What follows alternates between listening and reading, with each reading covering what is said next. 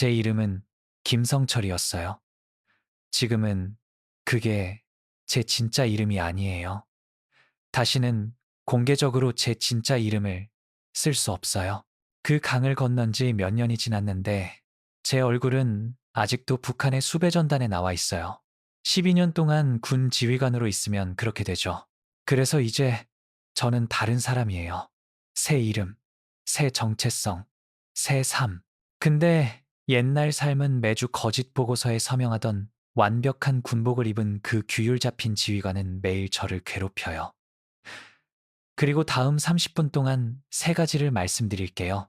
첫째, 조국을 위해 봉사한다고 믿었던 자랑스러운 26살 청년이 어떻게 거대한 거짓말 기계의 또 다른 부품이 되는지, 그리고 왜 그 군사적 영예가 실제로는 도덕적 감옥인지요. 둘째, 병사들 앞에 서서 침착함을 유지하고 우수한 상태를 증명하는 서류에 서명하는 게 어떤 느낌인지, 지난주에 3명의 병사가 굶어 죽었다는 걸 알면서요. 천천히 죽어가는 병사들의 지휘관이면서 부대의 뛰어난 사기에 대한 보고서를 쓰는 게 어떤 느낌인지요. 셋째, 왜 얼어붙은 강, 치명적인 얼음, 15km 이 정말로 저를 망가뜨린 게 아닌지, 왜 그 강을 건너고 불가능한 것에서 살아남고 마침내 자유에 도달한 게 이야기의 끝이 아니었는지요. 왜냐하면 한국에 도착했을 때 그 붕괴는 생존에 관한 게 아니었거든요. 깨닫는 것에 관한 거였어요.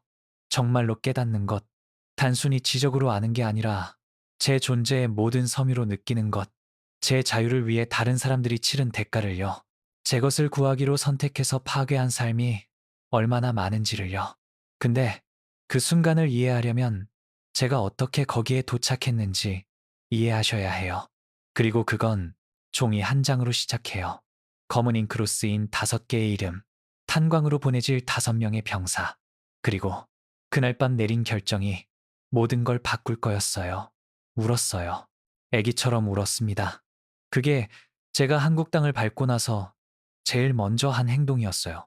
수백 명의 군인들한테 절대 약한 모습 보이지 말라고 가르쳤던 조선인민군 지휘관인 제가 그 자리에 주저앉아서 몇 시간 동안 멈출 수가 없었습니다.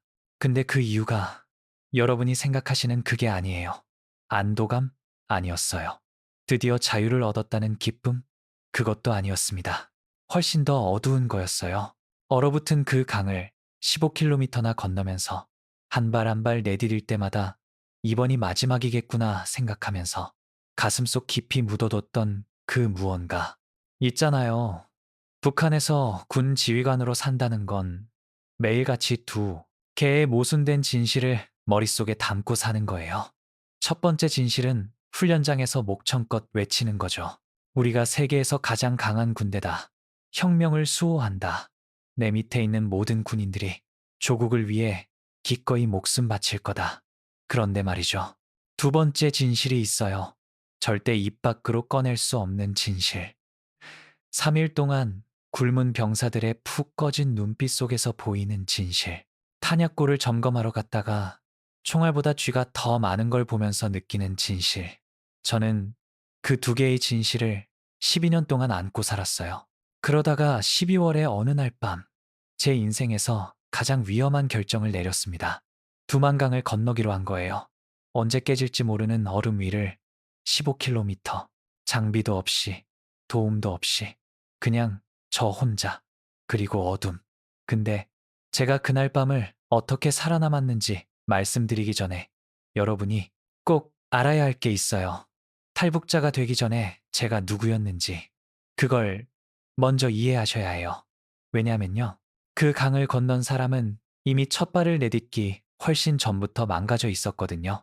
제 북한 이름은 김성철이었어요. 김성철 지휘관. 정확히 말하자면요. 그리고 그 직함은 그게 제 세상의 전부였습니다. 있잖아요.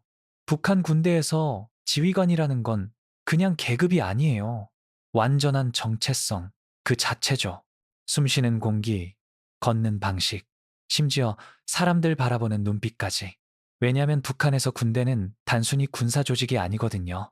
전체 시스템의 척추예요. 그리고 지휘관인 저는 그 척추를 떠받치는 뼈 중 하나였던 거죠. 저는 양강도에 있는 180명 규모의 부대를 책임지고 있었어요. 중국 국경 바로 근처였죠. 제 임무는 이론상으로는 간단했어요. 이 병사들을 훈련시켜서 언제든지 조국을 방어할 준비가 되게 하는 것. 근데 실제로는 훨씬 복잡했습니다. 그들을 살려두는 게 제 일이었어요. 근데 제가 지휘관으로 살았던 평범한 하루를 보여드릴게요. 그래야 제가 매일 어떤 미친 상황 속에서 살았는지 이해하실 수 있을 거예요. 새벽 5시였어요. 매일 예외 없이 5시에 일어났습니다. 군 규정 때문이 아니라요. 다른 지휘관들보다 먼저 장교 식당에 도착하지 않으면 먹을 게 없었거든요. 우리 지휘관들한테도 아침 식사는 경쟁이었어요. 그리고 그게 하루의 첫 번째 모순이었죠. 식당에 도착해서 다른 장교들이랑 앉으면 30분 동안 우리는 마치 잔치라도 하는 것처럼 행동했어요. 우리 군대의 무적의 힘에 대해 얘기하고 우리 병사들이 세계 어느 군대보다 잘 먹고 잘 훈련받았다고 떠들었죠. 웃었어요. 농담했어요. 연기했어요. 근데 진실은 다들 알고 있었습니다. 우리 모두 자기 병사들이 영양실조로 훈련 중에 쓰러지는 걸 봤어요. 우리 모두 우수한 부대 상태에 대한 거짓 보고서를 써야 했죠. 지난주에 3명의 병사가 죽었다는 걸 숨기면서요. 전투에서가 아니라 굶주림과 질병으로요. 아침 식사 후에는 조례 점검이 있었어요. 그리고 여기서 연기는 더욱 격렬해졌죠. 제가 180명의 병사들 앞을 걸었어요. 모두 완벽한 대열로, 모두 군복을 입고, 군복이라고 불러야 할까요? 사실 대부분은 찢어지고 몇 번이고 꿰맨 거였어요. 세천이 없었거든요. 단추들은 다 다른 색깔이었어요. 죽은 병사들이나 탈영병들 군복에서 뜯어온 거였으니까 군화는 어떤 건 군화도 아니었어요. 철사로 묶은 고무 조각이었죠. 근데 저는 마치 세계에서 가장 강력한 군대를 점검하는 것처럼 걸었습니다. 동무들, 제가 단호한 목소리로 외쳤어요.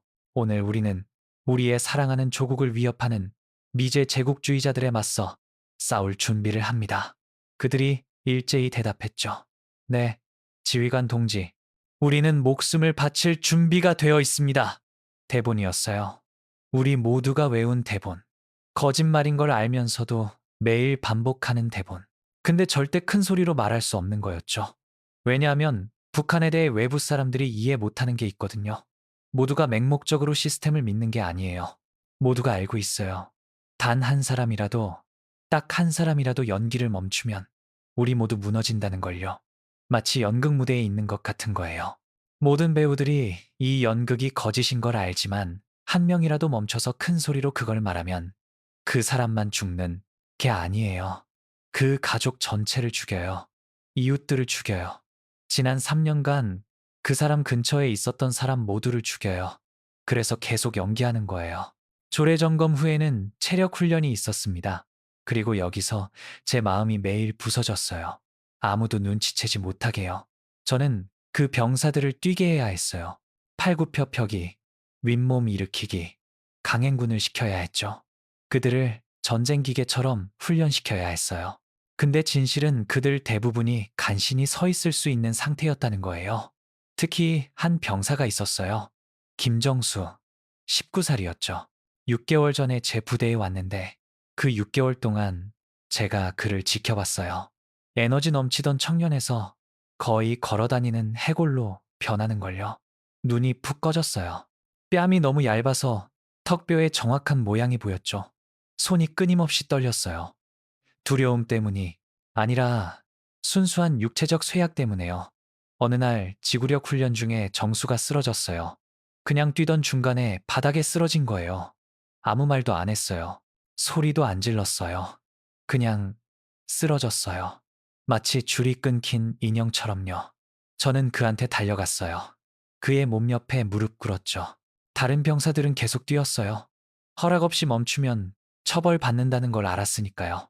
그래서 거기 훈련장 한가운데에 저랑 정수, 단 둘이었어요. 정수야, 제가 작은 목소리로 말했어요. 다른 장교가 근처에 없는지 주변을 둘러보면서요. 마지막으로 밥 먹은 게 언제야? 그가 저를 봤어요. 눈에 눈물이 고여 있었는데 울고 있는 건 아니었어요. 눈물이 그냥 거기 있었어요. 마치 그의 몸이 제대로 울 힘조차 없는 것처럼요.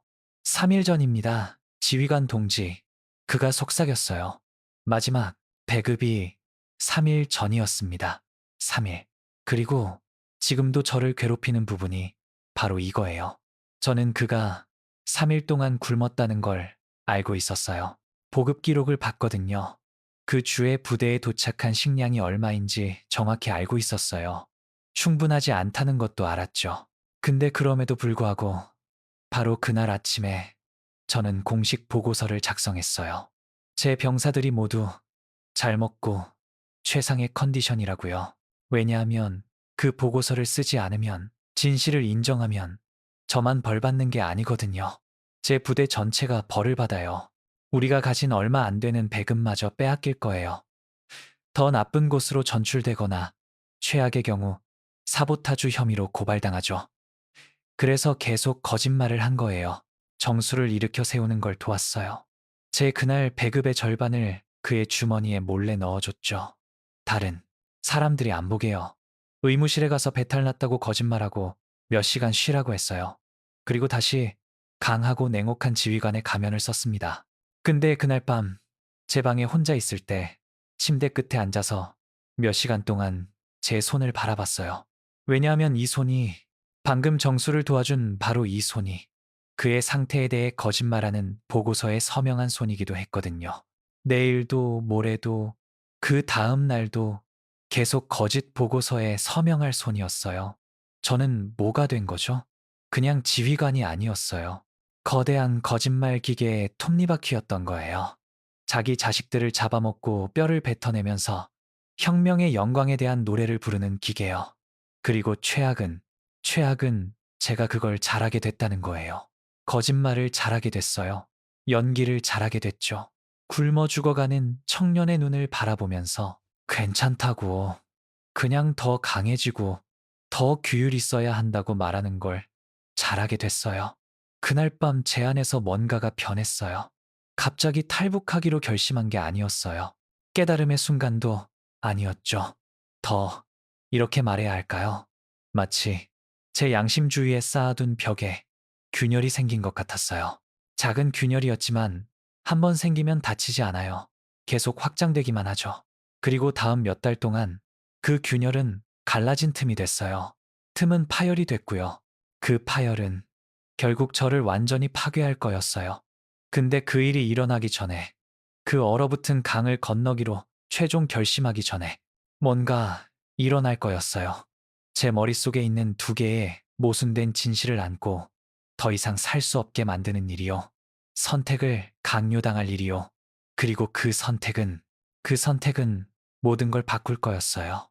모든 걸 바꾼 사건은 2월의 어느 화요일 오후에 일어났어요. 화요일이었던 걸 기억하는 이유는 그날이 주간 자아 비판 회의가 있는 날이었거든요. 알죠.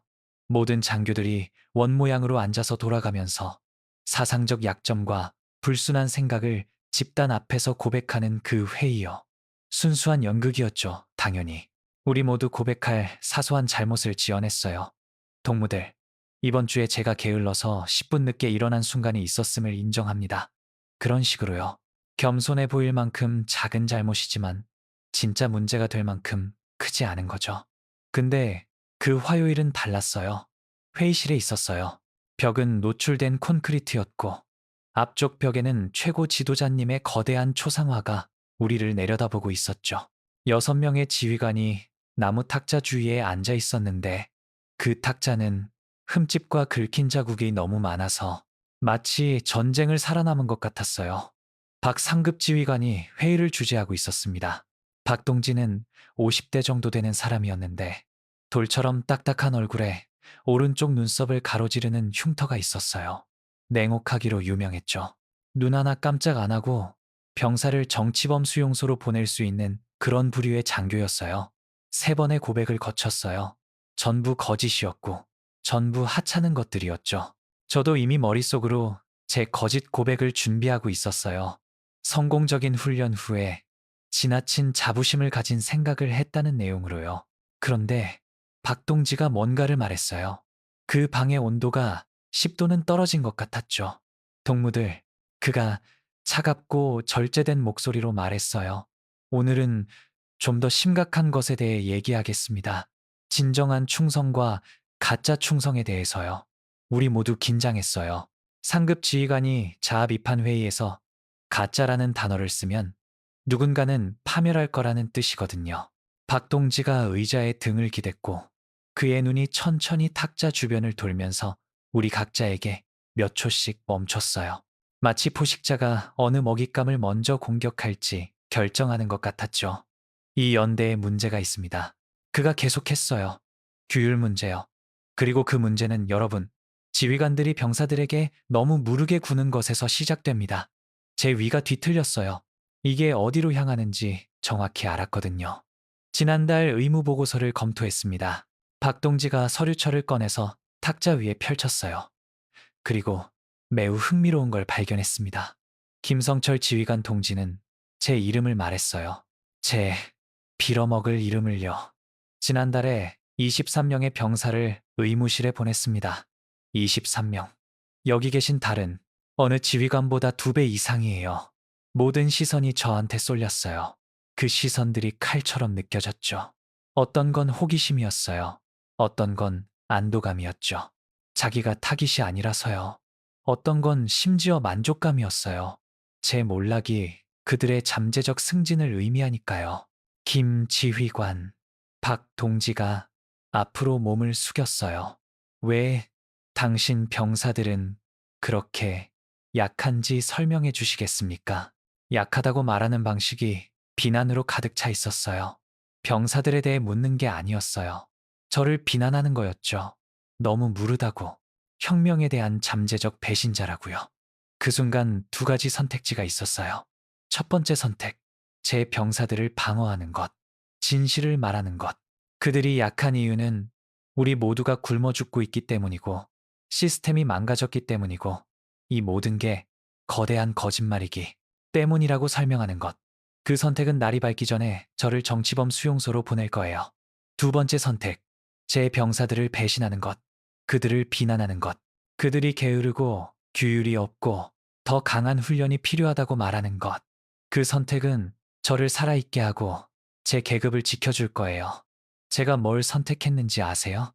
2번째 선택을 했어요. 왜냐하면 저는 비겁자니까요. 박 상급 지휘관 동지. 제가 말했어요. 제 목소리를 단호하고 명확하게 유지하면서요. 전적으로 오르십니다. 제가 너무 관대했습니다. 제 병사들은 제 감독하에 나쁜 습관과 나약한 성격을 발전시켰습니다. 모든 책임을 받아들이고 즉시 더 엄격한 규율 조치를 시행할 것을 약속드립니다. 그 말들이 제 입에서 나왔어요. 마치 1000번은 연습한 것처럼요. 부드럽게, 전문적으로, 완전히 공허하게. 박 동지가 만족스럽게 고개를 끄덕였어요. 그 말을 들으니 기쁩니다. 김 지휘관 동지. 그리고 당신이 정말로 이러한 변화를 시행하는지 확인하기 위해 특별한 임무를 부여하겠습니다. 그가 서류철에서 종이 한 장을 꺼내서 탁자 위로 제게 밀었어요.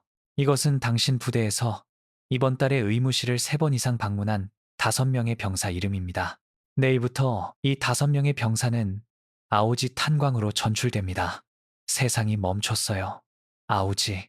아오지 탄광은 기본적으로 사형선고였어요. 정치범들이 거기로 가죠. 체제가 천천히 사라지기를 원하는 사람들. 지하 어두운 터널에서 일하다 죽기를 바라는 사람들이요. 생존율 같은 게 없었어요. 그냥 죽는데 얼마나 걸리느냐의 문제였죠. 그리고 이제 제 병사 5명을 거기로 보내는 거예요. 아프다는 이유로요. 약하다는 이유로요. 그들을 굶겨 죽이고 있는 시스템 안에서 굶주렸다는 이유로요. 뭔가 문제라도 있습니까? 김 지휘관 동지? 박 동지의 목소리가 채찍처럼 제 생각을 끊었어요. 고개를 들었어요. 모두가 다시 저를 쳐다보고 있었죠. 기다리면서요. 어떤 사람들은 아마 제가 무너지기를, 이의를 제기하는 실수를 하기를 기대했을 거예요. 그러면 저도 파괴할 구실을 주니까요. 제 앞에 종이를 봤어요. 이름들이 검은 잉크로 쓰여 있었죠. 선명하고 또렷하게. 김정수. 훈련 중에 쓰러졌던 그 애. 제 배급의 절반을 준 그 애. 이민호. 20살. 90년대 기근 때 세 형제를 잃었어요. 최영남. 21살. 아무도 듣지 않는다고 생각할 때 작은 목소리로 민요를 불렀어요. 박성민. 19살. 보낼 방법이 없는데도 매주 어머니한테 편지를 썼어요. 한태일. 22살. 어촌 마을에서 자랐고 언젠가 바다로 돌아가는 걸 꿈꿨어요. 5개의 생명, 5명의 청년들. 그들이 저지른 용서받을 수 없는 범죄는 아픈 것이었어요. 질병을 나약함으로, 나약함을 배신으로 여기는 시스템 안에서요. 문제 없습니다. 박상급 지휘관 동지. 제가 말했어요. 제 목소리가 멀게 들렸어요. 마치 아주 먼 곳에서 오는 것처럼요. 내일 전출을 위해 병사들을 준비시키겠습니다. 훌륭합니다. 박동지가 미소 지었어요. 차갑고 유머 없는 미소였죠. 이것은 나머지 병사들에게 본보기가 될 것입니다. 나약함은 용인되지 않습니다. 회의가 계속됐어요. 더 많은 고백이 있었죠. 더 많은 연극, 더 많은 거짓말. 근데 저는 이미 거기 없었어요. 제 몸은 여전히 그 의자에 앉아서 적절한 순간에 고개를 끄덕이고 있었지만 제 정신은 수 킬로미터 떨어진 곳에 있었어요.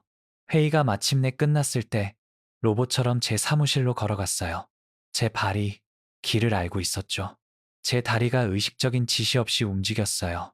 사무실에 들어갔어요. 문을 닫았죠. 책상에 앉았어요.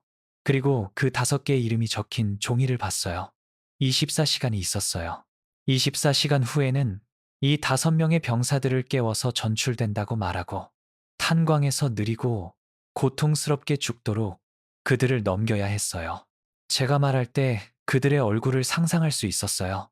처음엔 혼란, 그 다음 그게 무엇을 의미하는지 이해할 때의 공포. 어떤 애들은 애원하겠죠. 어떤 애들은 울 거예요. 어떤 애들은 그냥 침묵할 거예요. 자기 운명을 받아들이면서요. 북한에서는 어릴 때부터 배우거든요. 애원해봤자 소용없다는 걸요. 그리고 저는 그들을 넘기는 사람이 될 거예요. 저, 그들의 지휘관, 그들을 보호해야 하는 사람이요. 몇 시간 동안 거기 앉아서 그 이름들을 바라봤어요. 그리고 제 안에서 뭔가가 마침내 완전히 부서졌어요. 시끄럽지 않았어요. 극적인 깨달음의 순간도 없었죠. 더, 이렇게 말해야 할까요?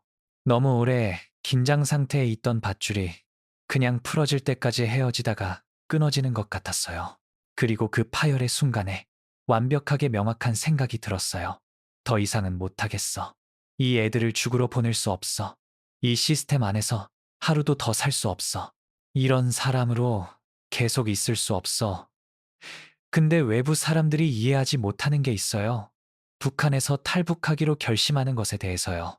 직장을 그만두거나 다른 도시로 이사하는 것처럼 결정하는 게 아니에요. 가족을 버리기로 결정하는 것도 아니에요. 그것도 포함되긴 하지만요. 죽기로 결정하는 거예요. 왜냐하면 탈출 시도에서 살아남을 확률이 너무 적어서 시도하기로 결정하는 것 자체가 본질적으로 죽기로 결정하는 거예요. 유일한 차이점은 시스템이 결정하게 놔두는 대신 어떻게, 언제 죽을지를 당신이 선택한다는 거죠. 그날 밤, 잠긴 서랍에서 지도 하나를 꺼냈어요. 왜 그걸 공부하고 있는지 실제로는 인정하지 않으면서도 몇 달 동안 몰래 연구했던 지도요. 북쪽 국경 지도였어요. 두만강, 15km의 얼음과 죽음. 근데 또한 15km의 가능성이기도 했죠. 손가락으로 경로를 따라갔어요. 감시에 취약점이 있었어요. 막루들이 너무 떨어져 있는 구간이요. 발각되지 않고 거기에 도착할 수 있다면, 얼음이 제 무게를 견딘다면, 얼어 죽지 않는다면, 총에 맞지 않는다면, 중국 쪽에서 잡히지 않는다면, 너무 많은 만약이었어요. 근데 그때 그 5개의 이름이 적힌 종이를 다시 봤어요. 그리고 알았죠. 더 이상 만약은 없다는 걸요. 오직 하나의 확신만 있었어요. 내일 이 애들을 넘기는 사람이 될 수 없다는 것. 그건 오늘 밤 떠나야 한다는 의미였어요. 오늘 밤. 그리고 갑자기 모든 게 빨라졌어요. 제 심장이 더 빨리 뛰기 시작했어요. 제 손이 떨리기 시작했죠. 제가 막 하려는 일의 현실이 화물열차처럼 저를 강타했어요. 앞으로 몇 시간 안에 제 인생에서 가장 위험한 결정을 내릴 거예요. 모든 걸 버릴 거예요. 제 계급, 제 정체성, 제 가족, 제 과거 전체를요. 그리고 아마도 강바닥에 얼어붙은 제 시체로 끝날 여정을 시작할 거예요. 근데 제가 그 불가능한 탈출을 어떻게 준비했는지 말씀드리기 전에 북한에서의 마지막 몇 시간을 여러분과 함께 지나가기 전에 제가 정확히 무엇을 걸고 있었는지 알아야 해요. 왜냐하면 제가 막 이루려던 것은 여러분이 상상하는 것보다 훨씬 더 많았거든요. 제가 이루려던 건 평생의 정체성 그 자체였어요.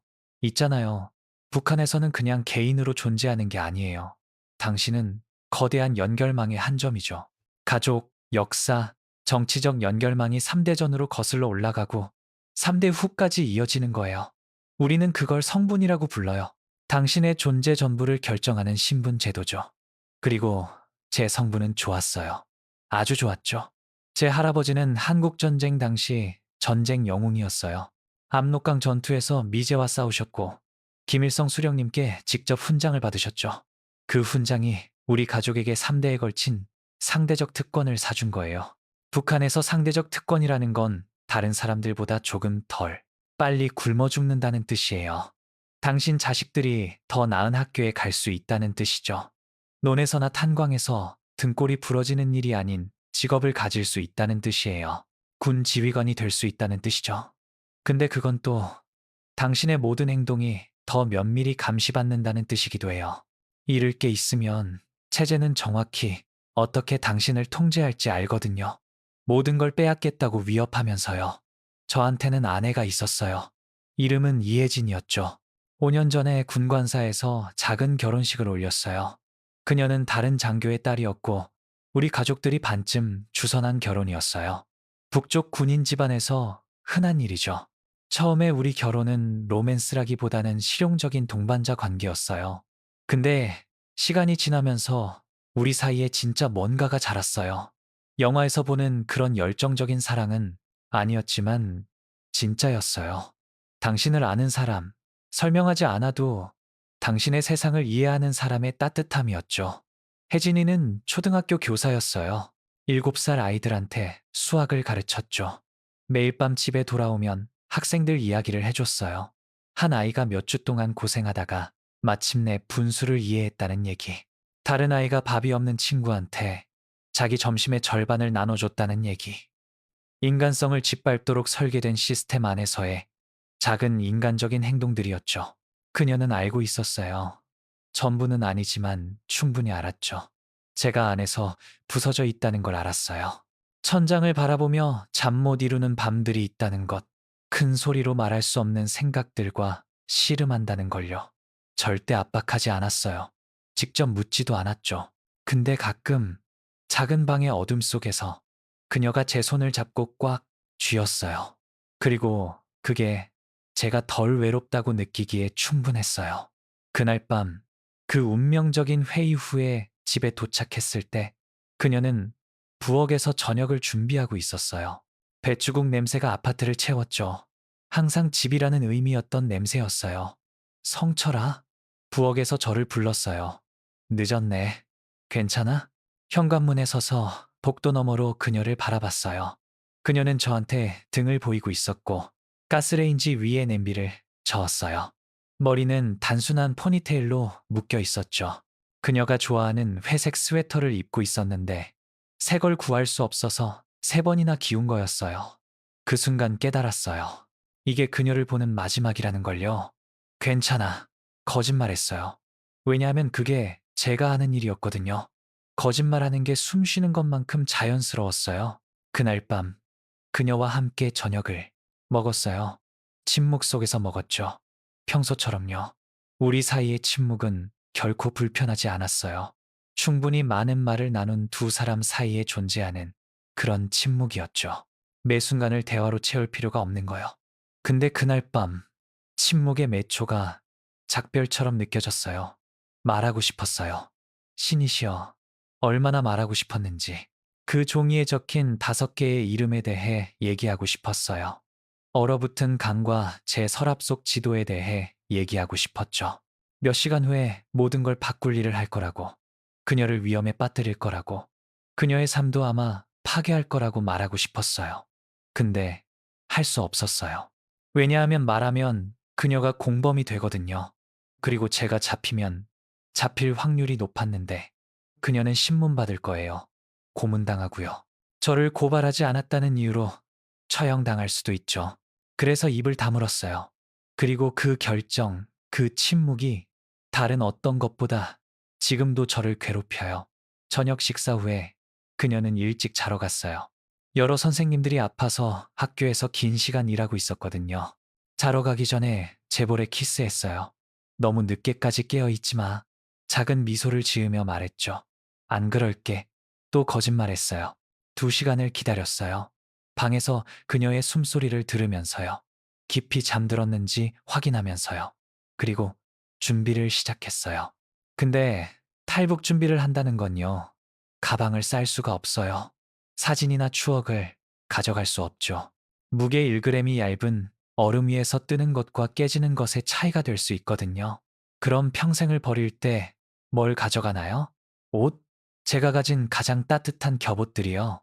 군복 안에 내복 2장, 어머니가 몇 년 전에 짜주신 두꺼운 울 스웨터, 제일 무거운 군용 재킷, 완전한 군복을 입을 수는 없었어요. 누가 보면 너무 눈에 띄니까요. 근데 완전히 민간인 옷도 입을 수 없었죠. 강에 도착하기 전에 걸리면 의심받을 테니까요. 그래서 즉흥적으로 했어요. 군복 하의. 근데 위에는 민간인 재킷, 음식, 보관하고 있던 압축쌀떡 2개가 있었어요. 많지 않았지만 가볍고 칼로리가 높았죠. 백은 물통에 물도 채웠어요. 칼, 작은 거요. 장비 수리할 때 쓰는 그런 거였어요. 방어용이 아니에요. 무장한 군인들과 맞닥뜨리면 칼은 소용없으니까요. 생존 도구에 가까웠죠. 그리고 마지막으로 지도. 옷 안쪽에 접어서 숨겼어요. 그게 전부였어요. 제 물리적 준비의 전부요. 백업 계획도 없었어요. 비상장비도 없었죠. 저쪽과 통신할 방법도 없었어요. 그냥 여러 겹의 옷, 그리고 지도에 그린 경로. 하나. 어쩌면 15km의 치명적인 얼음을 건너게 해줄 경로요. 근데 물리적 준비는 쉬운 부분이었어요. 정신적 준비는 그건 완전히 다른 이야기였죠. 아파트의 작은 책상에 앉아서 백지 한 장을 꺼냈어요. 연필을 잡았죠. 그리고 20분 동안 그냥 그 빈 종이를 바라봤어요. 편지를 쓰고 싶었어요. 혜진이한테, 부모님한테. 왜 이랬는지 설명하는 뭔가를요. 그들의 잘못이 아니라고 말하는 거요. 그들이 달리할 수 있었던 게 없다고요. 근데 머릿속에서 쓰는 모든 단어가 그들에게 위험이었어요. 편지를 남기고 제가 잡히면 그 편지는 계획적이었다는 증거가 돼요. 그들의 처벌을 더 악화시킬 거예요. 신문관들한테 더 많은 탄약을 줄 거고요. 편지를 남기고 제가 탈출에 성공하면 그 편지는 제 가족을 체포하러 왔을 때 제일 먼저 읽을 거예요. 그리고 재판에서 큰 소리로 낭독될 거죠. 그들이 배신자를 키웠다는 증거로요. 그래서 아무것도 쓰지 않았어요. 대신 일어나서 조용히 방으로 걸어갔어요. 혜진이는 자고 있었어요. 침대 자기 쪽에 몸을 웅크리고 부드럽게 숨을 쉬면서요. 영원처럼 느껴지는 시간 동안 문 앞에 서서 모든 세부 사항을 기억했어요. 베개 위로 펼쳐진 그녀의 머리카락 모양, 뺨 아래 놓인 손의 모습, 그녀의 평화로운 숨소리. 들어가고 싶었어요. 마지막으로 한번 그녀 옆에 눕고 싶었죠. 그녀를 안고 싶었어요. 근데 그렇게 하면 떠날 수 없을까봐 두려웠어요. 그녀를 만지면, 그녀의 온기를 느끼면 제가 모은 모든 용기를 잃을까봐 무서웠죠. 그래서 그냥 거기 서 있었어요. 바라보면서, 조용히 작별하면서. 미안해. 어둠 속에서 속삭였어요. 너무 작은 소리라 그녀가 들을 리 없었죠. 이게 너한테 어떤 짓을 할지 미안해. 남을 만큼 강하지 못해서 미안해. 너보다 나를 선택해서 미안해. 왜냐하면 그게 바로 그거였거든요. 그렇죠? 이기적인 선택이요. 남을 수도 있었어요. 내일 그 5명의 병사들을 넘길 수도 있었죠. 시스템 안에서 계속 살 수도 있었어요. 규칙을 따르면서, 선을 지키면서 제 가족을 보호할 수도 있었던 거예요. 근데 못했어요. 그리고 그 무능력함, 저의 그 약함이 그녀의 삶도 파괴할 거였어요. 시계를 봤어요. 새벽 2시 47분이었죠. 국경의 보초교대는 새벽 3시에 일어나요. 그게 최적의 순간이었어요. 15분 동안 나가는 보초들이 들어오는 보초들한테 보고를 하는 동안 주위가 산만해지는 작은 창이 있거든요. 그 창이 제 유일한 기회였어요. 방문에서 멀어졌어요. 매 걸음이 피부를 뜯어내는 것처럼 느껴졌죠. 아파트 현관문으로 걸어갔어요. 손잡이에 손을 올렸죠. 멈췄어요. 왜냐하면 그 문을 나가는 순간 돌아갈 수 없었거든요. 첫걸음을 내딛는 순간 공식적으로 탈북자가 되는 거예요. 배신자가 되는 거죠. 국가의 적이 되는 거예요. 그리고 제 가족은 배신자의 가족이 되는 거고요. 북한에는 이런 말이 있어요. 썩은 곡식 한 알이 자루 전체를 망친다. 그 썩은 곡식이 바로 저였어요. 손잡이를 돌렸어요. 문을 열었죠. 2월의 차가운 공기가 제 얼굴을 강타했어요. 5년 동안 제 집이었던 아파트를 향해 마지막으로 뒤를 돌아봤어요. 제 아내가 자고 있는 방을 향해서요. 깨어났을 때 그녀의 삶이 끝나 있을 줄도 모르고요. 그리고 나갔어요. 뒤에서 문을 조용히 닫았어요. 자물쇠가 제자리에 끼는 소리가 한 삶이 끝나는 마지막 소리였어요. 이제 강만 남았어요. 이제 얼음만 남았죠. 이제 저와 뭔가 사이에 15km만 남았어요. 그걸 자유라고 부를 수 있을지 아니면 그냥 죽음이라고 불러야 할지 모를 뭔가요. 근데 강에 도착하기 전에 그 배신적인 얼음 위에 한 발도 내딛기 전에 마을을 지나가야 했어요. 저를 알아볼 수 있는 사람들이 있는 거리를 걸어야 했죠. 제 몸의 모든 세포가 뛰라고 소리치는 동안 침착함을 유지해야 했어요. 그리고 모든 걸 끝낼 질문을 던질 수 있는 누군가와 어느 순간, 어느 모퉁이에서든 마주칠 수 있다는 걸 알면서 그걸 해야 했어요. 김지휘관 동지, 이 밤중에 어디 가십니까?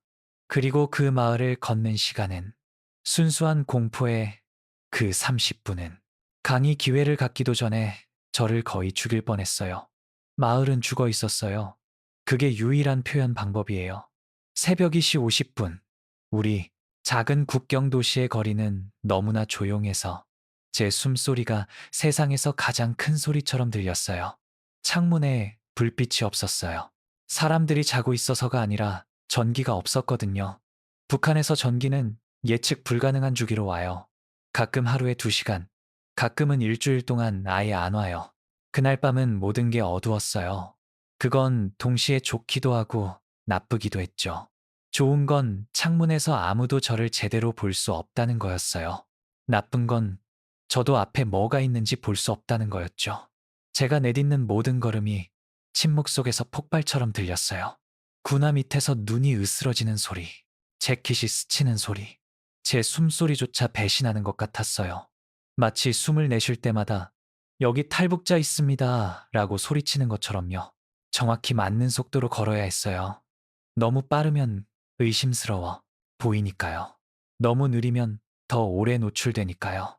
새벽 3시에 정당한 목적이 있는 것처럼 걸어야 했는데 그게 거의 불가능한 게 보초나 근무 중인 장교가 아닌 이상 북한 마을에서 새벽 3시에 정당한 목적을 가진 사람은 아무도 없거든요. 그래서 생각했죠. 근무 중인 것처럼 행동하자. 등을 펴고 어깨를 뒤로 젖혔어요.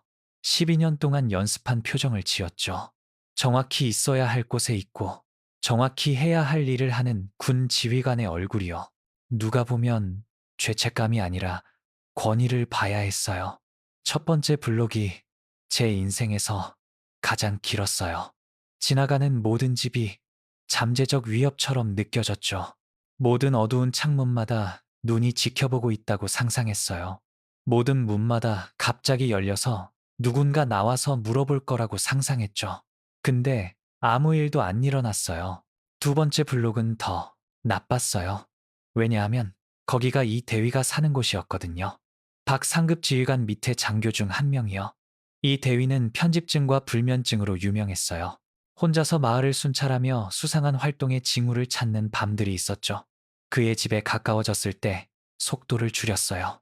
눈은 모든 창문에 고정했죠.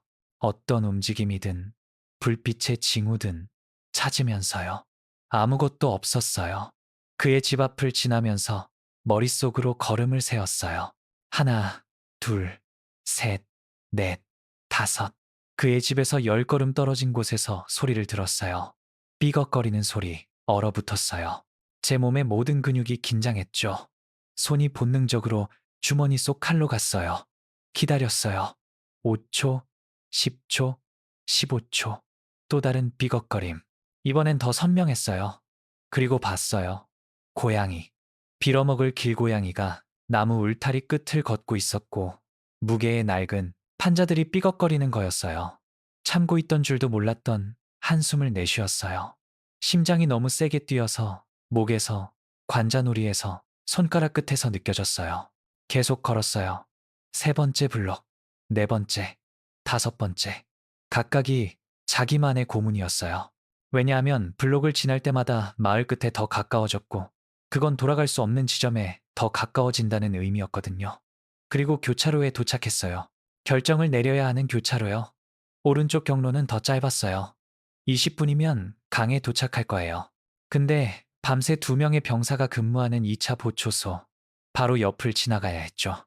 왼쪽 경로는 더 길었어요. 40분을 더 추가할 거예요. 근데 보초소를 완전히 피할 수 있었죠. 숲을 돌아가면서요. 속도인가 안전인가? 시계를 봤어요. 새벽 3시 7분. 국경의 보초교대는 이미 끝났어요. 15분에 주의 산만한 창은 이미 닫혔죠. 근데 새벽의 창, 새벽 3시에서 5시 사이의 그 시간대, 가장 규율 있는 보초들조차 졸음과 싸우는 그 시간대, 그 창은 아직 열려 있었어요. 왼쪽 경로를 택했어요.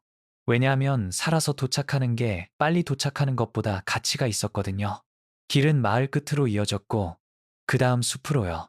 나무들은 대부분 소나무였고 가지들은 눈으로 무거웠죠.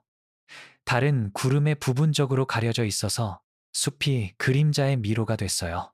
여기 집들에서 멀리 떨어져서 속도를 조금 높일 수 있었어요. 군화가 매 걸음마다 눈에 빠졌죠. 뒤에 선명한 발자국을 남기면서요. 아침에 누군가 발견하면 모든 이야기를 말해줄 발자국이요. 근데 그때쯤이면 저는 강 반대편에 있을 거예요. 아니면 죽어 있겠죠. 세 번째 선택지는 없었어요. 영원처럼 느껴지는 시간 동안 걸었어요. 추위가 옷의 겹들을 뚫고 들어오기 시작했죠. 손가락은 이미 감각이 없었어요. 그리고 그건 강까지 가는 길일 뿐이었어요. 얼음 위에서 15km를 어떻게 살아남을까요? 생각하지 마. 스스로에게 말했어요. 아직 강에 대해 생각하지 마. 먼저 강에 도착해. 그 다음에 건너는 걸 걱정해. 그리고 나무들 사이로 봤어요. 반짝임을요. 처음엔 달빛이 눈에 반사되는 거라고 생각했어요. 근데 가까워질수록 진짜가 뭔지 깨달았죠. 강이었어요. 두만강이 완전히 얼어서 제 앞에 펼쳐져 있었어요. 풍경을 가르는 하얗고 빛나는 흉터처럼요. 희미한 달빛 아래에서 얼음은 거의 천상적으로 보였어요. 마치 다른 세계로 가는 길인 것처럼요. 그리고 어떤 의미에서는 그랬죠. 숲 가장자리에 멈춰서 나무들의 숨은 채 그냥 봤어요. 지도로 이 강을 연구했었어요. 다른 장교들한테 겨울의 얼음 상태에 대해 아무렇지 않게 물어봤었죠. 기술적으로는 뭘 예상해야 하는지 알았어요. 근데 아무것도 저를 현실에 대비시키지 못했어요. 거대했어요. 제가 상상한 것보다 훨씬 넓었죠. 북한 쪽에서 중국 쪽까지의 거리가 제가 서 있는 곳에서 무한해 보였어요. 그리고 그건 강이 폭일 뿐이었어요. 아직도 해안을 따라 15km를 걸어야 했거든요. 계획했던 횡단 지점까지, 막루들이 더 떨어져 있는 지점까지요. 시계를 다시 확인했어요. 새벽 3시 52분. 움직이기 시작해야 했어요. 숲 가장자리에서 나와 강둑으로 다가갔어요. 매 걸음마다 바람이 더 강해졌죠. 여기 나무들의 보호 없이 북쪽 바람이 얼음 위로 막힘없이 불어왔고 뼈까지 파고드는 추위를 가져왔어요. 얼음 가장자리에 도착해서 무릎을 꿇었어요. 이게 가장 중요한 결정이었어요. 왜냐하면 얼음이 너무 얇으면 제 무게를 견디지 못하면 모든 게 여기서 끝나거든요. 얼음을 뚫고 아래에 얼어붙은 물로 떨어져서 몇 분 안에 죽을 거예요. 제 시신은 봄까지 발견되지 않을 거고 발견된다고 해도요. 주먹으로 얼음을 쳤어요. 단단하게 들렸죠. 칼을 꺼내서 표면에 찔렀어요. 약 0.5cm 정도 들어가다가 단단한 얼음에서 멈췄어요. 좋은 신호였어요. 근데 해안에서 얼음을 치는 건 한 가지 문제였어요. 해안에서 50m 떨어진 곳에 서는 것, 아래 물이 더 깊고 얼음이 더 얇을 수 있는 곳, 그건 완전히 달랐죠. 알아낼 방법은 단 하나였어요. 한 발을 얼음 위에 올렸어요. 단단히 버텼어요. 천천히 무게를 옮겼어요. 먼저 25%, 그 다음 50%, 그 다음 75%. 얼음이 소리를 냈어요. 낮은 삐걱거림, 거의 신음 같았죠. 근데 버텼어요. 두 번째 발을 얼음 위에 올렸어요. 이제 제 모든 무게가 위에 있었어요. 72kg의 사람, 옷, 최소한의 물품이 콘크리트만큼 단단하거나 유리만큼 부서지기 쉬울 수 있는 얼어붙은 표면 위에요. 5초 동안 아무 일도 안 일어났어요. 그리고 또 다른 삐걱거림을 들었어요. 이건 달랐어요. 더 날카로웠죠. 더 가까웠고요. 아래를 봤어요. 제 오른발 바로 아래에 얼음의 가느다란 선이 나타났어요. 작았어요. 10cm보다 길지 않았는데 천천히 자라고 있었죠. 머리가 빠르게 돌아갔어요. 해안으로 뛰어 돌아가면 갑작스러운 움직임이 얼음을 완전히 깰 수 있어요.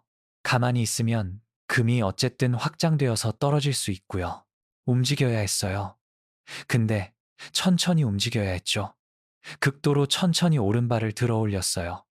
금이 자라는 걸 멈췄어요. 발을 30cm 앞으로 얼음이 더 두꺼워 보이는 곳으로 옮겨서 부드럽게 내렸어요. 단단했어요. 그 다음 왼발, 천천히, 신중하게, 단단했어요. 해안에서 이제 2m 떨어져 있었어요. 강 안으로 2m. 중국이나 죽음에 2m 더 가까워진 거죠. 그리고 여기서 뭔가를 깨달았어요. 이 탈출에 대해 제가 안다고 생각한 모든 것을 바꿀 뭔가를요. 얼음이 균일하지 않았어요. 두껍고 단단해 보이는 구역들이 있었어요. 불투명한 흰색이었죠. 근데 그 사이에는 더 얇은 구역들이 있었어요. 반투명한 푸른색으로 아래에 어두운 물이 천천히 움직이는 게 보였어요. 이 강을 건너는 건 15km 동안 직선으로 걷는 게 아니었어요. 치명적인 미로를 항해하는 거였죠. 모든 걸음이 계산되어야 하는 발을 놓을 잘못된 장소를 선택하면 얼음을 뚫고 얼어붙은 무덤으로 보낼 수 있는 거였어요. 그리고 이걸 4시간, 어쩌면 5시간 동안 해야 했어요. 어둠 속에서 칼바람이 제 옷을 뚫고 들어오는 동안, 손가락과 발가락이 감각이 없는 동안, 모든 근육이 추위와 피로로 떨리는 동안요. 앞을 봤어요. 제 앞에 펼쳐진 광대한 하얀 광경을 보면서 이 결정을 내린 이후 처음으로 완전히 명확한 생각을 했어요. 나는 이걸 살아남지 못할 거야. 수학적으로 불가능했어요. 변수가 너무 많았죠. 잘못될 수 있는 것들이 너무 많았어요. 얼음이 깨질 수 있어요. 추위가 저체온증을 일으킬 수 있죠. 보초들이 저를 볼 수 있어요. 어둠 속에서 방향을 잃고 원을 그리며 걸을 수 있고요. 그냥 피로로 쓰러질 수도 있어요. 이 중 어느 것이든 저를 죽일 수 있었어요. 그리고 5시간 동안 이 중 아무것도 일어나지 않을 확률은 터무니없이 낮았죠. 근데 그때 정수를 생각했어요. 민호를, 영남을, 성민을, 태희를요. 종이 한 장에 적힌 5개의 이름을 생각했어요. 박동지가 미소 지으며 말했던 얼굴을 생각했죠. 나약함은 용인되지 않습니다. 그리고 그 시스템 안에서 제가 어떤 사람이 됐는지 생각했어요. 거짓 보고서에 서명하는 사람, 아내한테 거짓말하는 사람, 무결성보다 생존을 선택한 사람, 세는 것조차 할 수 없을 만큼 많이요. 여기서 죽으면 적어도 뭔가 다른 게 되려고 노력하다 죽는 거예요. 적어도 선택하면서 죽는 거죠. 앞으로 또 한 걸음 내딛었어요. 그 다음 또, 모든 걸음이 결정이었어요. 모든 걸음이 반항의 행위였죠. 모든 걸음이 노예의 확실성보다 자유의 가능성을 선택하는 거였어요. 20걸음 후에 멈춰서 뒤를 돌아봤어요. 북한 해안이 벌써 멀어 보였어요. 나무들은 더 어두운 하늘에 대비된 그냥 어두운 그림자였죠.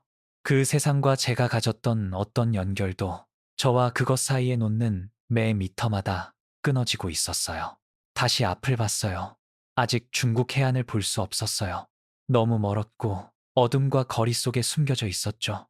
볼 수 있는 건 얼음뿐이었어요. 킬로미터와 킬로미터의 얼음.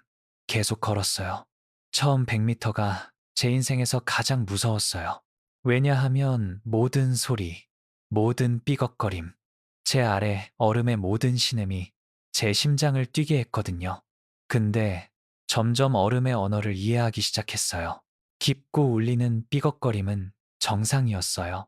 그냥 얼음이 온도 변화에 따라 팽창하고 수축하는 거였죠.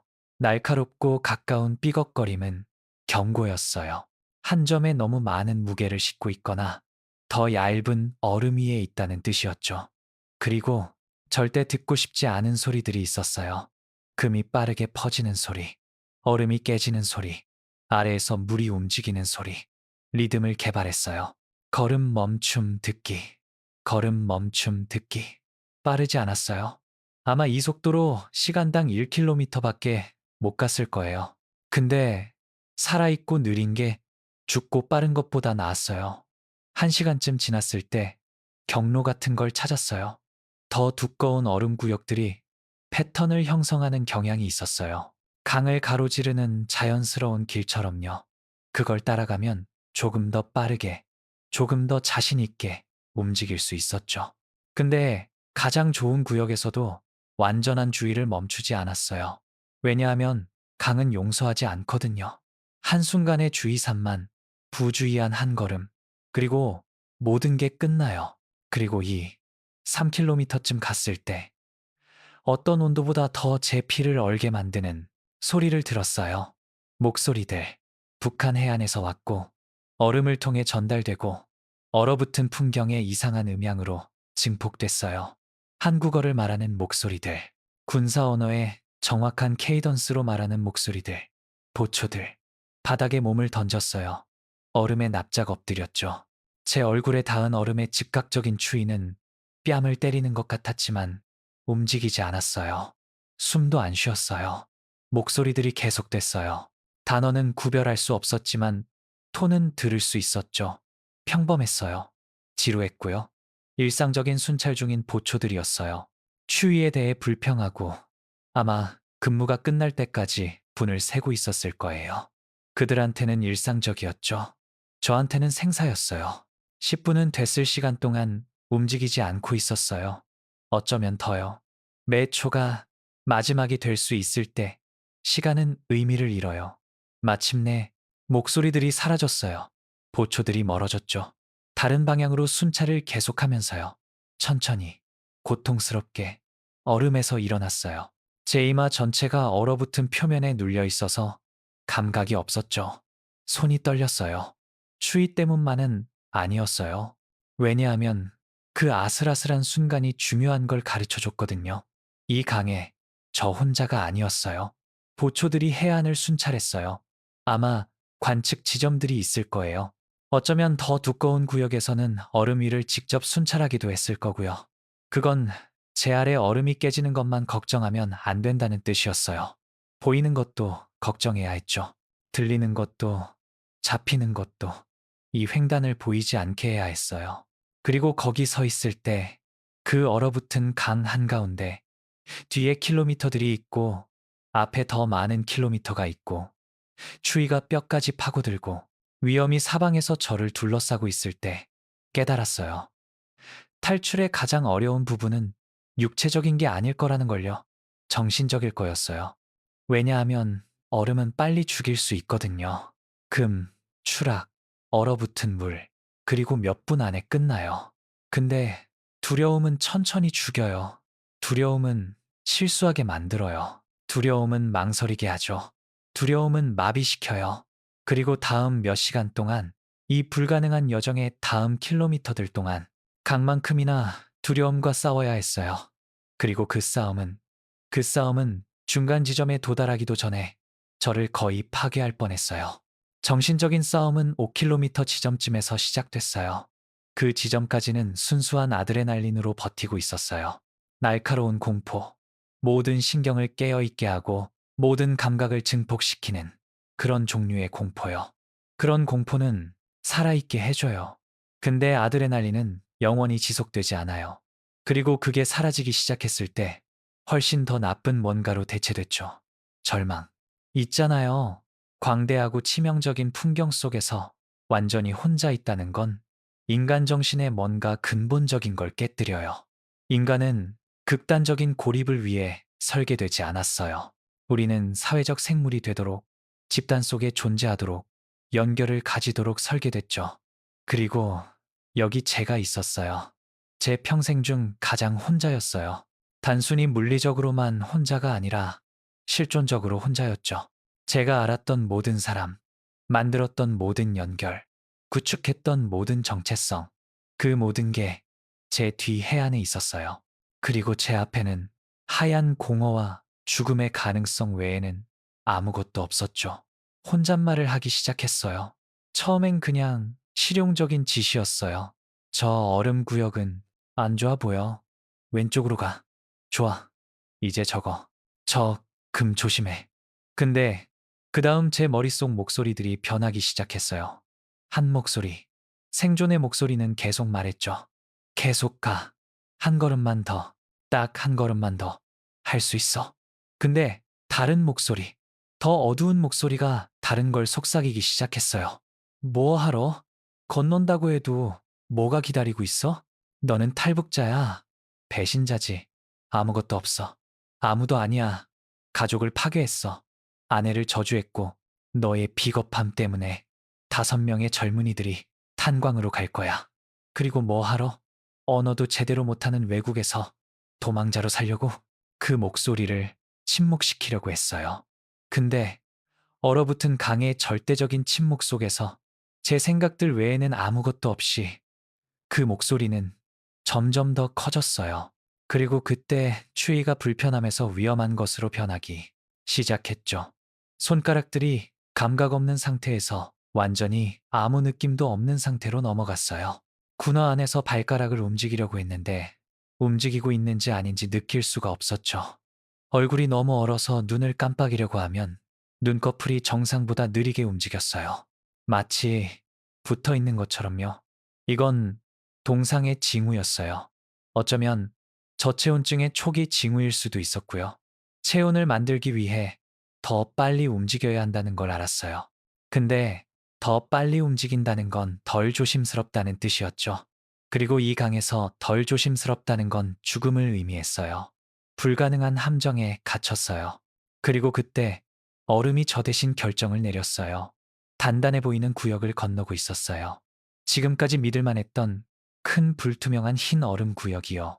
열을 만들려고 조금 더 빨리 움직이고 있었는데 소리를 들었어요. 삐걱거림이 아니었어요. 크랙이었죠.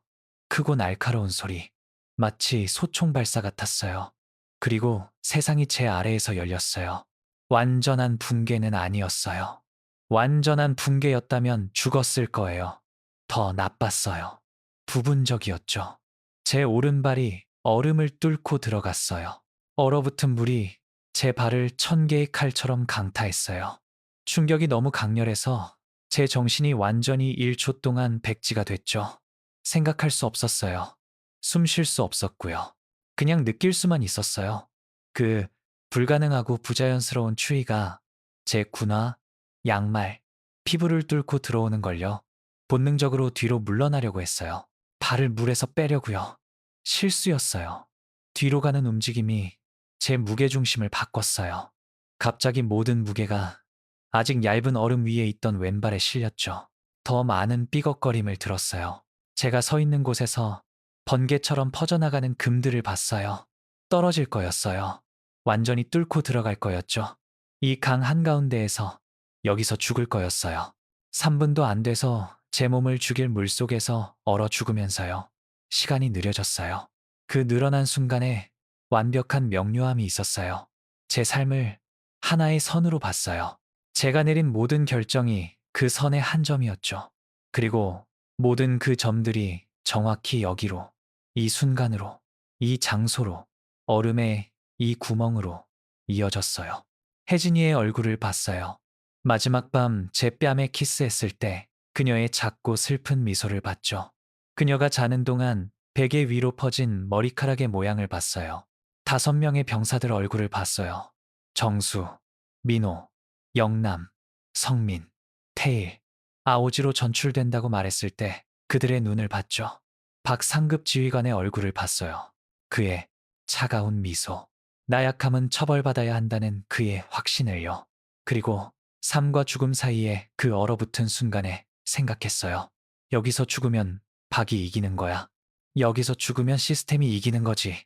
여기서 죽으면 그들이 저한테 말하게 강요한 모든 거짓말, 만들게 강요한 모든 타협, 그곳에서 살아남기 위해 묻어야 했던 제 인간성의 모든 조각, 그게 전부 전체 이야기가 될 거야. 안 돼. 젠장. 안 돼. 시간이 다시 빨라졌어요. 뒤로 가는 대신 앞으로 몸을 던졌어요. 부자연스러웠어요. 모든 본능이 물에서 멀어지라고, 단단한 땅으로 돌아가라고 소리쳤거든요. 근데 단단한 땅은 제 뒤에 있었고 제 뒤는 무너지고 있었어요. 그래서 앞으로 몸을 던졌어요. 시험하지 않은 얼음을 향해서, 똑같이 얇거나 더 나쁠 수 있는 구역을 향해서요. 오른발은 아직 물속에 있었어요. 무릎까지 젖어 있었죠. 제 다리가 그 물속에 있는 매 초가 심각한 동상이나 죽음에 1초 더 가까워지는 거였어요. 몸을 던졌어요. 손이 얼음에 먼저 부딪혔어요. 손목에서, 팔꿈치에서 충격을 느꼈죠. 통증은 무시했어요. 그 추진력을 이용해서 오른다리를 구멍에서 빼내고 제 몸을 얼음 위로 앞으로 굴렸어요. 3미터를 굴렀어요. 4미터, 5미터, 그리고 멈췄어요. 등을 대고 누워서 검은 하늘을 바라보면서 울음 같은 거친 헐떡임으로 숨을 쉬었어요. 오른다리는 순수한 고통이었어요. 단순히 추위가 아니었죠. 고통이었어요. 조직이 얼기 시작할 때 오는 그런 종류의 고통이요. 군화가 얼음물로 가득 찬 걸 느낄 수 있었어요. 물이 제 피부에 닿아 얼음으로 변하는 걸요. 뭘 해야 하는지 알았어요. 군화를 벗어야 했어요. 젖은 양말을 벗어야 했죠. 발을 최대한 말리고 뭔가에 아무거나에 감싸서 더 이상의 열 손실을 막아야 했어요. 근데 여기서 군화를 벗으면 이 추위에서 제 발은 훨씬 더 빨리 얼 거예요. 그럼 다시 군화를 신을 수 없을 거고요. 그리고 군화 없이 10km를 더 걸을 수는 없었어요. 또 다른 불가능한 함정, 결정을 내렸어요. 군화를 신은 채로 있을 거예요. 발을 계속 움직일 거고요. 움직임이 약간의 열을 만들 거예요. 충분하지는 않겠지만 뭔가는 될 거예요. 그리고 뭔가는 아무것도 없는 것보다 나았어요. 앉도록 스스로를 강요했어요. 그 다음 무릎을 꿇었죠. 그 다음 일어섰어요. 오른다리가 제 무게 아래에서 거의 무너질 뻔했어요. 고통이 눈이 멀 정도였죠. 근데 서 있었어요. 얼음의 구멍을 돌아봤어요. 생각했던 것보다 컸어요. 어쩌면 지름 1미터쯤. 아래의 어두운 물이 천천히, 거의 최면술처럼 움직이고 있었죠. 그 구멍이 거의 제 무덤이 될 뻔했어요. 근데 아니었어요. 살아 있었어요. 망가지고 얼어붙고 아마 오른발에 동상이 생기고 있었지만 살아 있었어요. 그리고 거기 서 있을 때 통제 불가능하게 떨면서 제 몸의 모든 부분이 멈추라고, 포기하라고, 누워서 추위가 저를 데려가게 하라고 소리칠 때 제 안에서 뭔가가 변했어요. 어두운 목소리, 이 모든 게 얼마나 쓸모없는지 속삭이던 목소리가 조용해졌어요. 그리고 그 자리에 다른 걸 들었죠. 희망은 아니었어요. 희망은 너무 연약했고 이 장소에 비해 너무 낙관적이었어요. 더 날 것이었어요. 더 근본적이었죠. 순수한 고집이었어요. 박한테 만족감을 주는 걸 거부하는 제 일부였어요. 12년 동안 저를 망가뜨렸던 시스템이 저를 죽이는 것도 거부하는 거였죠. 또 다른 통계, 또 다른 실패한 탈북자, 봄에 발견되는 또 다른 시신이 되는 걸 거부하는 거였어요. 엿이나 먹어 생각했어요. 특정한 누구한테가 아니라 모든 것한테, 강한테, 추위한테, 시스템한테, 박한테, 저를 망가뜨리려고 했던 모든 것한테요. 엿이나 먹어. 여기서 죽지 않을 거야. 한 걸음 내딛었어요. 오른다리가 항의하며 비명을 질렀지만 저를 지탱했어요. 또 한 걸음, 또 새로운 리듬을 개발했어요.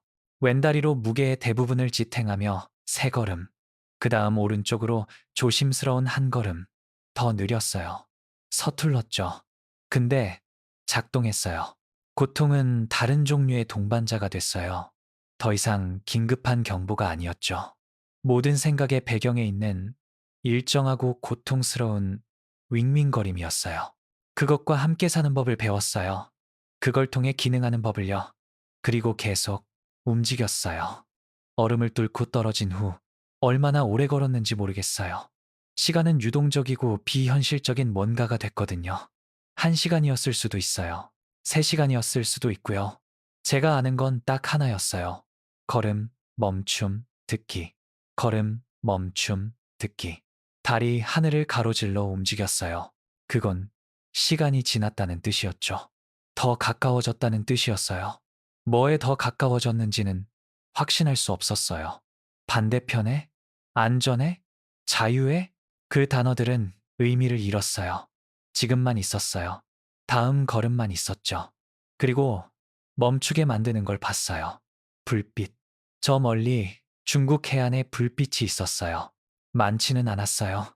몇 개만. 아마 작은 마을이나 국경 도시였을 거예요. 근데 인간의 불빛이었어요. 문명, 반대편. 몇 시간 만에 처음으로 희망 같은 뭔가가 스며들도록 허락했어요. 가까웠어요. 아직 안전하지는 않았어요. 아직 안전하지 않았죠. 근데 가까웠어요. 문제는 저와 그 불빛들 사이에 아직도 아마 5km의 강이 있었다는 거예요. 그리고 그 5km에는 가장 위험한 부분이 포함됐죠. 중국 해안 근처 구역, 물이 더 얕을 수 있는 곳, 얼음이 더 얇을 수 있는 곳, 중국 국경 수비대가 순찰하고 있을 수 있는 곳이요. 왜냐하면 사람들이 북한 탈북에 대해 이해하지 못하는 게 있거든요. 중국에 도착한다고 해서 자유로워지는 게 아니에요. 중국은 북한과 협정이 있어요. 탈북자를 잡으면 돌려보내죠. 그리고 돌려보내지면 집에 가는 게 아니에요. 정치범 수용소로 가요. 고문을 당하죠. 다른 사람들한테 경고로 쓰이려고 공개 처형당해요. 그러니까 중국 쪽에 도착해도 숨어야 했어요. 당국을 피해야 했죠. 어떻게든 저를 돌려보내지 않을 한국이나 다른 나라로 가는 걸 도와줄 수 있는 지하 연락책들을 찾아야 했어요. 근데 그건 미래의 문제였어요. 먼저 다음 5km를 살아남아야 했어요. 불빛을 향해 방향을 약간 조정하고 계속 나아갔어요. 오른다리는 이제 고통을 넘어섰어요. 아무것도 전혀 느낄 수 없는 위험한 영역으로 들어가고 있었죠. 그게 뭘 의미하는지 알았어요. 심각한 동상, 발가락 손실 가능성, 어쩌면 더 나쁠 수도요. 근데 몸은 이상해요. 부분이 죽어가고 있어도 계속 기능할 수 있거든요. 생존 기계예요. 그리고 그 순간 제 유일한 기능은 계속 움직이는 거였어요. 중국 해안에서 3km쯤 떨어진 곳에 있을 때 다시 목소리들을 들었어요. 이번엔 북한 목소리가 아니었어요. 중국어였죠. 중국 국경 수비대가 만다린으로 말하고 있었고 그들의 목소리가 해안에서 얼음을 통해 전달되고 있었어요. 다시 얼어붙었어요. 근데 이번엔 바닥에 눕지 않았어요. 얼어붙은 다리로 누우면 다시 일어날 수 없을 수도 있었거든요. 대신 그냥 완전히 움직이지 않았어요. 얼어붙은 풍경에 그냥 또 다른 그림자가 되면서요. 목소리들이 영원처럼 느껴지는 시간 동안 계속됐어요. 그 다음 사라졌죠. 5분을 더 기다렸어요. 그 다음 10분. 침묵. 계속했어요. 해안에서 2km, 1.5km, 1km. 너무 가까웠어요. 그리고 중국 해안에 도달하기 500m도 안 남았을 때, 자유가 거의 만질 수 있을 때, 하늘이 변하기 시작했어요. 처음엔 환각이라고 생각했어요. 저체온증이 그럴 수 있거든요. 없는 걸 보게 만들 수 있어요. 근데 환각이 아니었어요. 새벽이었어요. 동쪽 수평선이 밝아지기 시작했어요. 검은색이 짙은 파란색이 됐어요. 짙은 파란색이 회색이 됐고요. 곧 낮이 될 거였어요. 그리고 낮은 가시성을 의미했어요. 강을 보는 어떤 보초든 저를 볼 수 있다는 뜻이었죠. 하얀 얼음에 대비된 제 어두운 모습이 명백할 거라는 뜻이었어요. 빨리 움직여야 했어요. 근데 빨리 움직일 수 없었어요. 제 몸은 저항력의 끝에 있었어요. 오른다리는 기본적으로 쓸모 없었죠. 그걸로 내딛는 모든 걸음이 순수한 의지의 행위였어요. 그리고 해안 근처의 얼음은 두려워했던 대로 더 예측 불가능해지고 있었어요. 더 많은 금, 더 많은 얇은 구역, 해안에서 300m, 200m, 100m, 하늘은 지나가는 매 분마다 더 밝아졌어요. 그리고 해안에서 50m 떨어진 곳에서 마지막 장애물을 발견했어요. 큰 금, 구멍이 아니라 금이었어요. 각 방향으로 어쩌면 20m쯤 뻗어 있는 얼음에 분리였죠. 어쩌면 2m 폭이었어요. 뛰어넘기에는 너무 넓었고, 특히 제 다친 다리로는요, 빠르게 돌아가기에는 너무 길었고요. 근데 금 너머로 바로 반대편에 해안이 있었어요. 중국이 있었죠. 반대편이 있었어요. 너무 가까워서 해안의 개별 나무들을 볼 수 있었어요. 강과 평행하게 달리는 길을 볼 수 있었죠. 자유를 볼 수 있었어요. 2m 거리에. 그리고 그 순간, 마지막 시험의 그 지점에서 마지막 결정을 내려야 했어요. 이걸 얼마나 원하냐? 얼마나 멀리 갈 의향이 있냐? 금 속의 어두운 물을 봤어요. 거의 쓸모없는 제 오른다리를 봤죠. 밝아지는 하늘을 봤어요. 그리고 뭘 해야 하는지 알았어요. 완전히 미친 짓이었어요. 저를 구하는 것만큼이나 쉽게 죽일 수 있는 거였죠. 근데 지금까지 겪은 모든 것 후에, 이 강이 저한테 던진 모든 시험 후에 지금 멈추기에는 너무 멀리 왔어요. 결정은 단순했어요. 미쳤지만요. 물속으로 들어갈 거였어요. 완전히는 아니에요. 수영하는 게 아니라 그건 자살일 거예요. 그 온도의 물에서 이미 저체온증 직전인 제 몸으로는 2분도 안 돼서 죽을 거예요. 근데 방법이 있었어요. 제일 바깥쪽 재킷을 벗었어요. 손이 너무 심하게 떨려서 단추를 푸는데 3번이나 시도했죠. 그 층 없이 느껴지는 즉각적인 추위는 잔인했지만 기동성이 필요했어요. 얼음 가장자리에 누웠어요. 제 무게로 얼음을 깨지 않고 금에 최대한 가까이요. 앞으로 재킷을 펼쳤고 소매를 잡았죠. 계획은 이거였어요. 재킷을 일종의 태처럼 사용하는 거요. 금 반대편으로 던져서 반대편 얼음의 뭔가에 아무거나에 걸리기를 바라는 거였어요. 그 다음 재킷을 이용해서 제 무게를 분산시키며 물을 가로질러 기어가는 거죠. 제 몸이 실제로 물속에 있을 시간을 최소화하면서요. 멍청했어요. 절망적이었죠. 근데 유일한 선택지였어요. 재킷을 던졌어요. 첫 번째 시도는 실패했어요. 재킷이 금 한가운데에 떨어졌고 물속으로 가라앉기 시작했죠.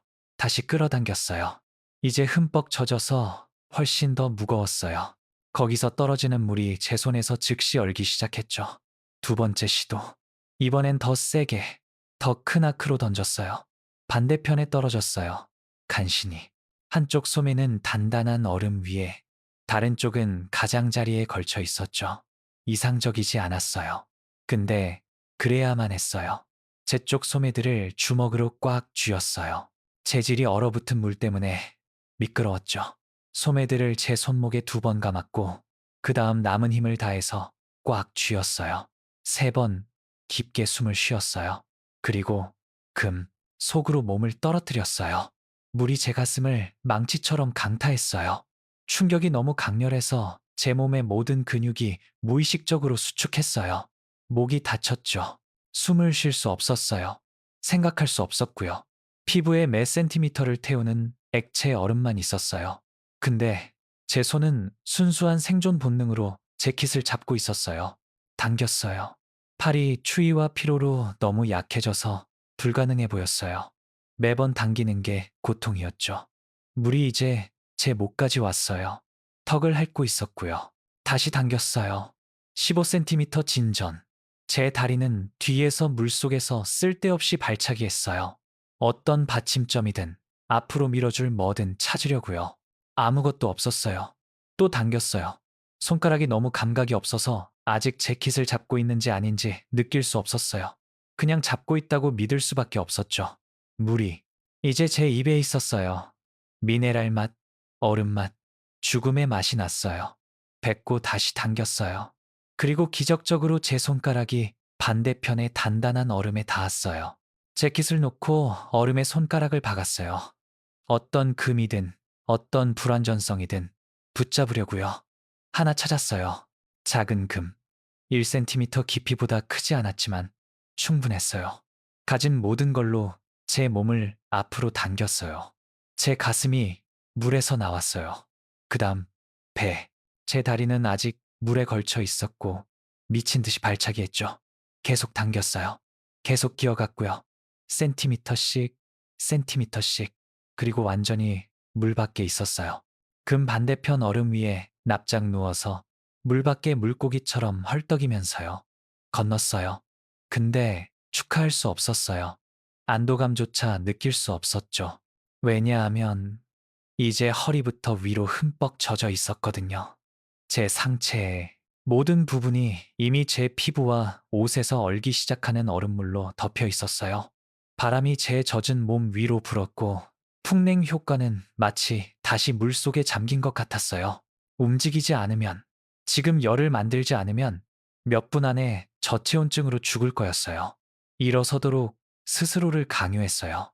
거의 즉시 넘어질 뻔했어요. 다리가 저를 지탱하려고 하지 않았거든요. 이미 손상됐던 오른다리는 이제 사실상 쓸모없었어요. 왼다리는 너무 심하게 떨려서 간신히 균형을 잡을 수 있었죠. 근데 서 있었어요. 그리고 움직이기 시작했어요. 모든 걸음이 전투였어요. 모든 걸음이 승리였죠. 모든 걸음이 저를 해안에 더 가까이 데려갔어요. 50m, 40m, 30m. 하늘이 더 밝아지고 있었어요. 회색 파란색이 수평선에서 옅은 주황색으로 변하고 있었죠. 해가 몇 분 안에 뜰 거였어요. 20m. 이제 해안의 개별 세부 사항을 볼 수 있었어요. 바위들, 쌓인 눈, 해안 바로 너머의 나무들. 10m. 그리고 엔진 소리를 들었어요. 차량. 중국 쪽 강과 평행하게 달리는 길에서 오고 있었어요. 순찰. 그들이 나타나기 전에 해안에 도착해야 했어요. 나무들에 도착해야 했죠. 얼음 위에서 저를 발견하면 체포할 거예요. 돌려보낼 거고요. 모든 게 헛수고가 될 거였어요. 존재하는 줄도 몰랐던 에너지 비축을 찾았어요. 어쩌면 아드레날린이었을 거예요. 어쩌면 순수한 절망이었을 수도 있고요. 어쩌면 이렇게 가까울 때 실패하기를 절대 거부하는 거였을 수도 있어요. 뛰었어요. 뭐, 실제로 뛴 건 아니에요. 제 몸 상태로는 물리적으로 가능하지 않았어야 할 절뚝거리고 비틀거리는 조깅에 가까웠죠. 근데 몇 시간 만에 가장 빠르게 움직였어요. 얼음에서 해안까지 5m. 엔진 소리가 더 커졌어요. 3m. 이제 목소리들을 들을 수 있었어요. 중국어. 평범하게 얘기하고 있었죠. 1m. 제 발이 단단한 땅에 닿았어요. 땅. 진짜 땅. 얼음이 아니라 반대편에 도착했어요. 두만강을 건넜어요. 북한에서 탈출했어요. 근데 그걸 처리할 시간이 없었어요. 차량들이 가까웠어요. 나무들 사이로 헤드라이트를 볼 수 있었죠. 숲으로 몸을 던졌어요. 나뭇가지가 제 얼굴을 긁었어요. 뿌리가 저를 걸려 넘어뜨리려고 했죠. 근데 계속 움직였어요. 나무들 속으로 더 깊이 들어가면서요. 마침내 차량 소리가 사라지기 시작했을 때 큰 소나무 뒤에 쓰러졌어요. 완전히 움직이지 않고 있었어요. 숨을 통제하려고 어떤 소리도 내지 않으려고 애쓰면서요. 중국 보초들이 길을 지나가는 걸 들었어요. 그들의 대화를 들었지만 단어는 이해하지 못했죠. 눈 위에 그들의 발걸음 소리를 들었어요. 그리고 멀어지는 소리를 들었어요. 5분을 더 기다렸어요. 그 다음 10분, 그 다음 15분, 침묵, 가버렸어요. 그리고 천천히, 아주 천천히, 방금 뭘 했는지 깨닫기 시작했어요. 나무들 사이로 강을 돌아봤어요. 여기서는 평화로워 보였어요. 아름답기까지 했죠. 떠오르는 해 아래, 빛나는 하얀 리본, 저를 12번이나 거의 죽일 뻔했던 것처럼 보이지 않았어요. 방금 어떻게든 건넜던 불가능한 거리처럼 보이지 않았죠. 제 손을 봤어요. 파랬어요. 손가락이 부어 있었고 반응하지 않았죠. 아마 동상이 있을 거예요. 아마 손가락 몇 개를 잃을 거고요. 오른다리를 봤어요. 군화는 아직 얼어붙은 물로 가득 차 있었죠. 무릎 아래로는 아무것도 느낄 수 없었어요. 상체를 봤어요. 옷이 딱딱한 판으로 얼어 있었어요. 얼음 조각들이 제 셔츠에 매달려 있었죠. 망가졌어요. 산산조각 났죠. 아마 사지를 잃거나 더 나쁜 일이 생기지 않으려면 긴급 치료가 필요할 거예요. 근데 살아 있었어요. 그리고 반대편에 있었고요. 뭔가를 느끼려고 했어요. 기쁨이나 안도감이나 승리를 느끼려고요. 근데 아무것도 느껴지지 않았어요. 그냥 무감각함. 육체적으로도 감정적으로도 마치 감정을 느낄 수 있는 제 일부가 그 강 한가운데 어딘가에서 얼어버렸고 아직 돌아오지 않은 것 같았어요. 오랫동안 거기 앉아 있었어요. 그냥 강을 바라보면서 정말로 해냈다는 걸 이해하려고 애쓰면서요. 해가 완전히 떴어요. 하늘이 밝은 파란색이 됐죠. 아름다운 날이었어요. 그리고 저는 중국에 있었어요. 자유. 자유? 그 단어가 이상하게 느껴졌어요. 공허했죠. 왜냐하면 자유롭게 느껴지지 않았거든요. 느낌은 망가진 거였어요. 북한에서 탈출했어요. 불가능한 횡단에서 살아남았죠. 시도하는 대부분의 사람들이 이루지 못하는 걸 이뤘어요. 근데 승리를 느끼지 못했어요. 그리고 왜인지 이해하지 못했죠. 몇 시간 후까지는 아니었어요.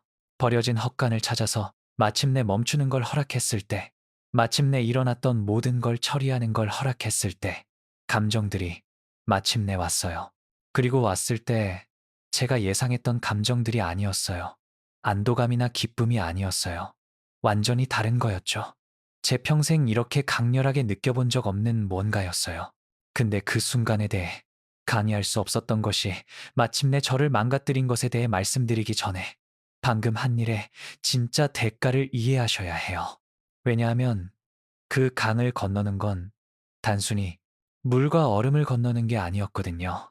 한 삶에서 다른 삶으로 건너는 거였어요. 제가 한때 있었던 모든 것을 뒤에 두고 가는 거였죠. 그리고 그 상실의 무게는 그게 마침내 저를 애기처럼 울게 만든 거예요. 그게 강이 결코 할 수 없었던 방식으로 저를 망가뜨린 거죠. 그리고 왜 울고 있는지 마침내 이해했을 때, 그때 자유의 진짜 대가를 이해했어요. 그 소나무 뒤에 얼마나 오래 앉아 있었는지 모르겠어요.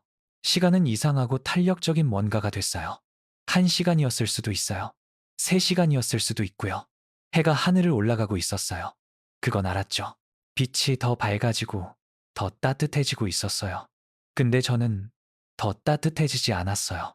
제 피부에 붙어 있던 얼어붙은 옷이 아침 햇살로 천천히 녹기 시작했는데 어떻게든 그게 완전히 얼어 있을 때보다 더 나빴어요. 이제 모든 겹을 적시는 차가운 물이었고 매 초마다 제 몸에서 열을 빼앗아갔죠. 움직여야 한다는 걸 알았어요. 여기 젖어서 노출된 채로 있으면 결국 강이 거의 그랬던 것만큼 확실하게 저를 죽일 거라는 걸요. 근데 움직이는 건 결정이 필요했어요. 그리고 결정은 생각이 필요했죠. 그리고 생각은 지난 12시간 동안 제가 했던 것 중 가장 어려운 일이었어요. 왜냐하면 생각을 시작하면 제 정신이 방금 일어난 일을 처리하도록 허락하면 불가능한 질문에 직면해야 했거든요. 이제 뭐지? 중국에 있었어요. 외국 땅, 서류도 없이, 돈도 없이, 연락처도 없이, 강 반대편에 도착하기 이상의 계획도 없이, 그리고 다쳤어요. 어쩌면 심각하게 오른발은 모든 감각을 잃었죠. 손은 너무 부어서 주먹을 건 수 없었어요. 숨을 쉴 때마다 가슴에 통증이 왔는데 아마 몇 시간 동안 얼어붙은 공기를 들이마셔서였을 거예요. 치료가 필요했어요. 근데 병원에 간다는 건 신분증을 의미했죠. 질문을 의미했어요. 북한으로 돌려보내질 위험을 의미했고요. 음식이 필요했어요. 근데 돈이 없었죠. 그리고 훔치는 건 주목을 끌 수 있었어요. 피난처가 필요했어요. 따뜻함이 필요했죠. 강의 시작한 걸 저체온증이 끝내기 전에 옷을 말려야 했어요. 천천히, 고통스럽게, 일어서도록 스스로를 강요했어요. 제 주변 숲은 나무들 사이의 바람 소리를 제외하고는 조용했어요. 나무 줄기들 사이로 중국 보초들이 지나갔던 길을 볼 수 있었죠. 이제 비어 있었어요. 숲 더 깊숙이 걷기 시작했어요. 강에서 멀어지면서, 길에서 멀어지면서, 사람들이 있을 수 있는 어떤 곳에서든 멀어지면서요. 오른발로 내딛는 모든 걸음이 고통이었지만, 이제는 다른 고통이었어요. 전에는 조직이 얼어붙는 날카로운 고통이었죠. 이제는 진짜 손상을 암시하는 깊고 욱신거리는 고통이었어요. 영구적 손상. 1시간은 됐을 시간 동안 걸었어요. 어쩌면 더요. 숲이 결국 들판으로 바뀌었죠. 농경지였는데 이 시기에는 비어 있었고 눈으로 덮여 있었어요. 그리고 거기 들판 가장자리에 제가 필요한 걸 봤어요. 헛간, 낡았어요. 한쪽이 부분적으로 무너져 있었죠. 명백히 수년 동안 사용되지 않았어요. 완벽했어요. 주변을 둘러봤어요. 보이는 집이 없었어요. 굴뚝에서 나오는 연기도 없었죠. 누군가 근처에 있다고 암시하는 게 아무것도 없었어요. 헛간을 향해 기어갔어요. 모든 그림자, 땅의 모든 움푹한 곳을 엄폐물로 이용하면서요. 100m를 가는데 20분이 걸렸어요. 헛간 문은 부러진 경첩 하나에 비스듬히 걸려 있었어요. 안으로 미끄러져 들어갔죠. 내부는 어두웠고 썩은 나무와 오래된 건초 냄새가 났어요. 지붕에 구멍들이 있어서 햇빛이 먼지 낀 광선으로 스며들었죠.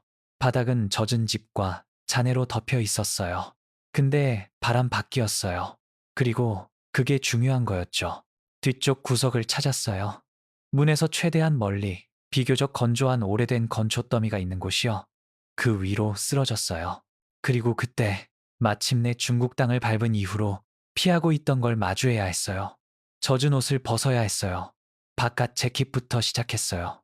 금에서 이미 잃어버렸으니 그건 하나 덜 됐죠. 그 다음 안쪽 재킷. 손가락이 너무 쓸모없어서 각 단추를 푸는데 몇 분이 걸렸어요. 마침내 벗었을 때 천의 일부가 피로 얼룩져 있는 걸 봤어요. 어딘가에서 베었던 거예요. 아마 얼음 위를 기어가면서요. 그때는 고통을 느끼지 못했어요. 아직도 정말로 느끼지 못했어요. 그 다음 셔츠들, 세 겹 모두 흠뻑 젖었고 어떤 부분은 얼어 있었죠.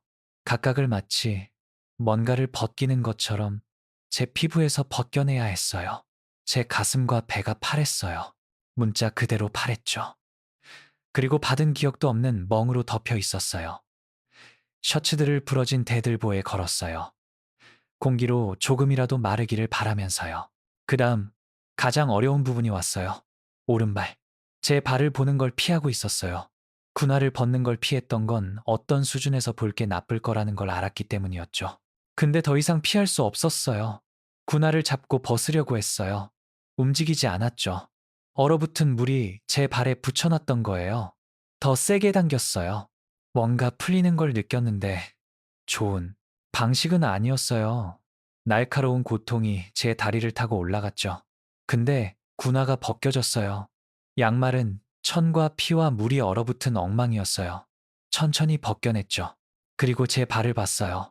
가장 작은 발가락 3개가 검었어요. 파란색이 아니라 검은색, 죽은 조직의 색이요. 이 차란타란 개서 엄지발가락과 그 다음 발가락은 짙은 보라색이었고 기괴하게 부어 있었죠. 발바닥 전체가 물집으로 덮여 있었고 일부는 이미 터져 있었어요. 이 발을 봤어요. 15km의 얼음을 건너 저를 데려갔던, 저를 살아있게 했던, 자유로 데려온 제 몸의 이 조각을요. 그리고 알았어요. 다시는 제대로 기능하지 못할 거라는 걸요. 아마 발가락들을 잃을 거예요. 어쩌면 더요. 근데 저를 여기로 데려왔어요. 저를 구했죠. 그리고 그게 충분해야 했어요. 양말의 덜 젖은 부분으로 발을 감쌌고, 그 다음 제일 안쪽 셔츠에서 뜯어낸 천 조각들로요. 제대로 된 붕대는 아니었어요. 근데 뭔가는 됐죠. 왼발도 똑같이 했어요. 상태가 더 나았지만 여전히 손상됐었거든요. 그 다음 건초 위에 다시 누웠어요. 덜 젖은 재킷을 담요로 쓰면서 그냥 존재했어요. 해가 하늘을 가로질러 움직였어요. 지붕 구멍들을 통한 먼지 낀 광선들이 헛간을 가로질러 천천히 움직였죠. 저는 움직이지 않았어요. 제 정신은 이상하게 백지였어요. 며칠, 몇 주, 어쩌면 몇 년 만에 처음으로 다음 움직임을 계획하지 않고 있었어요. 연기하지 않았죠. 거짓말하지 않았고요. 생존하지 않았어요. 그냥 존재하고 있었어요. 그리고 그 빈 공간에서, 그 공허 속에서 기억들이 스며들기 시작했어요. 제가 예상했던 기억들이 아니었어요. 강이나 탈북 결정이나 횡단에 대한 기억이 아니었죠. 더 오래된 기억들, 지휘관으로서의 첫날을 기억했어요. 26살이었죠. 너무 젊었어요. 너무 자랑스러웠고요. 제가 중요한 뭔가의 일부라고 너무 확신했었어요. 아버지를 기억했어요. 역시 군인이었죠. 저한테 말씀하셨어요. 군대가 이제 너의 가족이다. 그들을 돌봐라. 그러면 그들이 너를 돌볼 거다. 혜진이를 기억했어요. 결혼식 날, 단순한 한복을 입고 있었죠. 화려한 걸 살 돈이 없었어요. 근데 미소 지었고 그 미소는 진짜였어요. 처음 거짓 보고서에 서명했던 걸 기억했어요. 제 손이 떨렸던 방식, 스스로에게 말했던 방식. 이번만이야. 그냥 내 병사들을 보호하려고 100번째로 거짓 보고서에 서명했던 걸 기억했어요. 제 손이 전혀 떨리지 않았던 방식. 스스로에게 거짓말할 생각조차 하지 않았던 방식. 훈련 중에 쓰러졌을 때 정수의 얼굴을 기억했어요. 일으켜 세우는 걸 도왔을 때 제 팔에 있던 그의 몸무게를요. 5명의 병사들 얼굴을 기억했어요. 탄광으로 보내졌던 사람들. 말하는 대신 생존을 선택해서 제가 저주했던 사람들. 혜진이가 자는 동안의 마지막 모습을 기억했어요. 평화로웠죠. 그녀의 삶이 막 끝나려 한다는 걸 모르면서요. 그리고 이 기억들이 스며들면서 뭔가를 깨달았어요. 깨달았죠.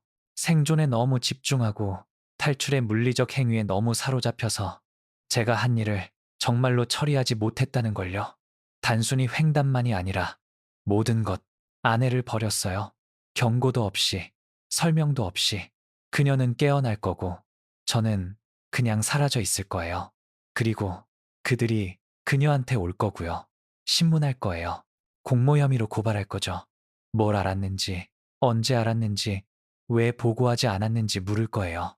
그리고 그들을 만족시키는 답을 줄 수 없을 때 벌을 받을 거예요. 제 가족도요. 어머니, 아버지, 아직 학교에 다니는 남동생. 제 배신 때문에 그들이 고통받을 거예요. 성분이 강등될 거죠. 일자리, 아파트, 배급을 잃을 거예요. 노동 수용소로 보내질 수도 있어요. 아니면 더 나쁜 곳으로. 그리고 전부 제가 시스템이 원하는 사람이 계속될 수 없었기 때문이에요. 전부 그들의 안전보다 제 양심을 선택했기 때문이죠. 그게 용기였을까요? 아니면 가장 깊은 비겁함이었을까요? 몰랐어요. 거기 누워 있었어요. 그 버려진 헛간에서, 외국에서, 마침내 저를 망가뜨린 시스템에서 자유로웠는데, 그리고 깨달았어요. 그 망가짐을 저와 함께 가져왔다는 걸요. 왜냐하면 강 하나를 건너서 당신이었던 모든 걸 뒤에 둘 수는 없거든요. 한밤의 육체적 용기로 12년의 도덕적 타협을 해동시킬 수는 없어요. 사랑하는 사람들을 버리고 그걸 자유라고 부를 수는 없죠. 해가 지기 시작했어요. 헛간이 어두워졌죠. 더 추워졌고요. 음식을 찾았어야 했어요. 다음 움직임을 계획했어야 했죠. 여기서 한국으로, 몽골로, 안전한 어디든 가는 방법을 알아냈어야 했어요. 근데 움직일 수 없었어요. 왜냐하면 제 안에서 뭔가 일어나고 있었거든요. 뭔가 부서지고 있었어요. 제 몸이 아니었어요. 제 몸은 이미 망가져 있었죠. 더 깊은 뭔가였어요. 제 감정들 주변에 쌓았던 벽이었어요. 12년 동안 그 시스템에서 기능하게 해줬던 벽. 그 보고서들에 서명하고 아내한테 거짓말하고 병사들을 버리게 해줬던 벽. 그 벽은 몇 달 동안 금이 가고 있었어요. 몇 주 동안, 며칠 동안, 그리고 이제 마침내 이 헛간의 상대적 안전 속에서 즉각적인 위험에서 멀리 느끼는 것 외에는 할 게 없을 때 그 벽이 무너졌어요. 그리고 무너졌을 때 그게 담고 있던 모든 것이 한꺼번에 왔어요. 점진적이지 않았어요. 부드럽지 않았죠. 쓰나미 같았어요. 스스로에게 느끼도록 허락하지 않았던 모든 고통, 정수희 5명의 병사들의 제 지휘 아래서 실패했던 모든 병사의 고통, 혜진이를 버린 것에 대한 모든 죄책감, 제 선택의 결과를 그녀가 마주하게 한 것, 제 것을 구하려고 그녀의 삶을 파괴한 것, 했던 모든 타협에, 모든 수치심, 했던 모든 거짓말, 생존을 위해 팔아버린 제 인간성의 모든 조각, 알았던 모든 걸 잃은 모든 슬픔, 제 나라, 제 정체성, 제 가족, 제 과거 전체, 그리고 그 모든 것 아래 훨씬 더 깊은 뭔가, 지금도 이 모든 것 후에도 깨달은 고통이요. 제가 누군지 모른다는 거요. 저를 정의할 시스템 없이, 목적을 줄 제 계급 없이, 정체성을 줄 제 나라 없이, 김성철은 누구였을까요?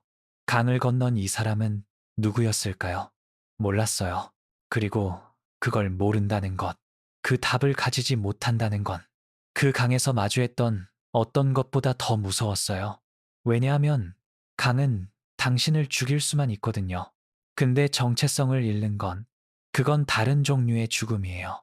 그리고 거기 그 헛간에서 어둠이 밖에 내리고 추위가 안쪽으로 깊어지는 동안 마침내 울었어요. 조용히가 아니었어요. 품위 있게도 아니었죠. 애기처럼 울었어요. 제 몸 전체를 흔드는 흐느낌으로 울었어요. 아무것도 남지 않을 때까지 울었죠. 그리고 그 울음 속에서, 그 완전한 붕괴 속에서 마침내 자유의 진짜 대가를 이해했어요. 횡단의 물리적 위험이 아니었어요. 집이나 가족이나 나라의 상실도 아니었죠. 이거였어요. 살아남았다는 걸 깨닫는 순간이었어요. 근데 살아남은 사람이 더 이상 당신이 아니라는 거요.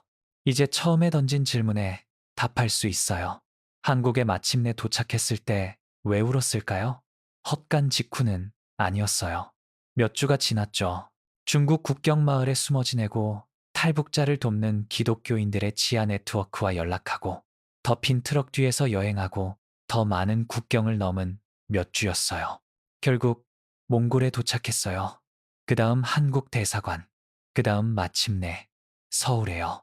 그리고 비행기가 인천공항에 착륙했을 때, 처음으로 한국 땅을 밟았을 때, 이민 담당자들이 저를 새로운 시민으로 처리했을 때, 북한 이탈 주민을 위한 정착센터로 데려갔을 때, 거기서 울었어요. 근데 사람들이 추측했던 이유가 아니었어요.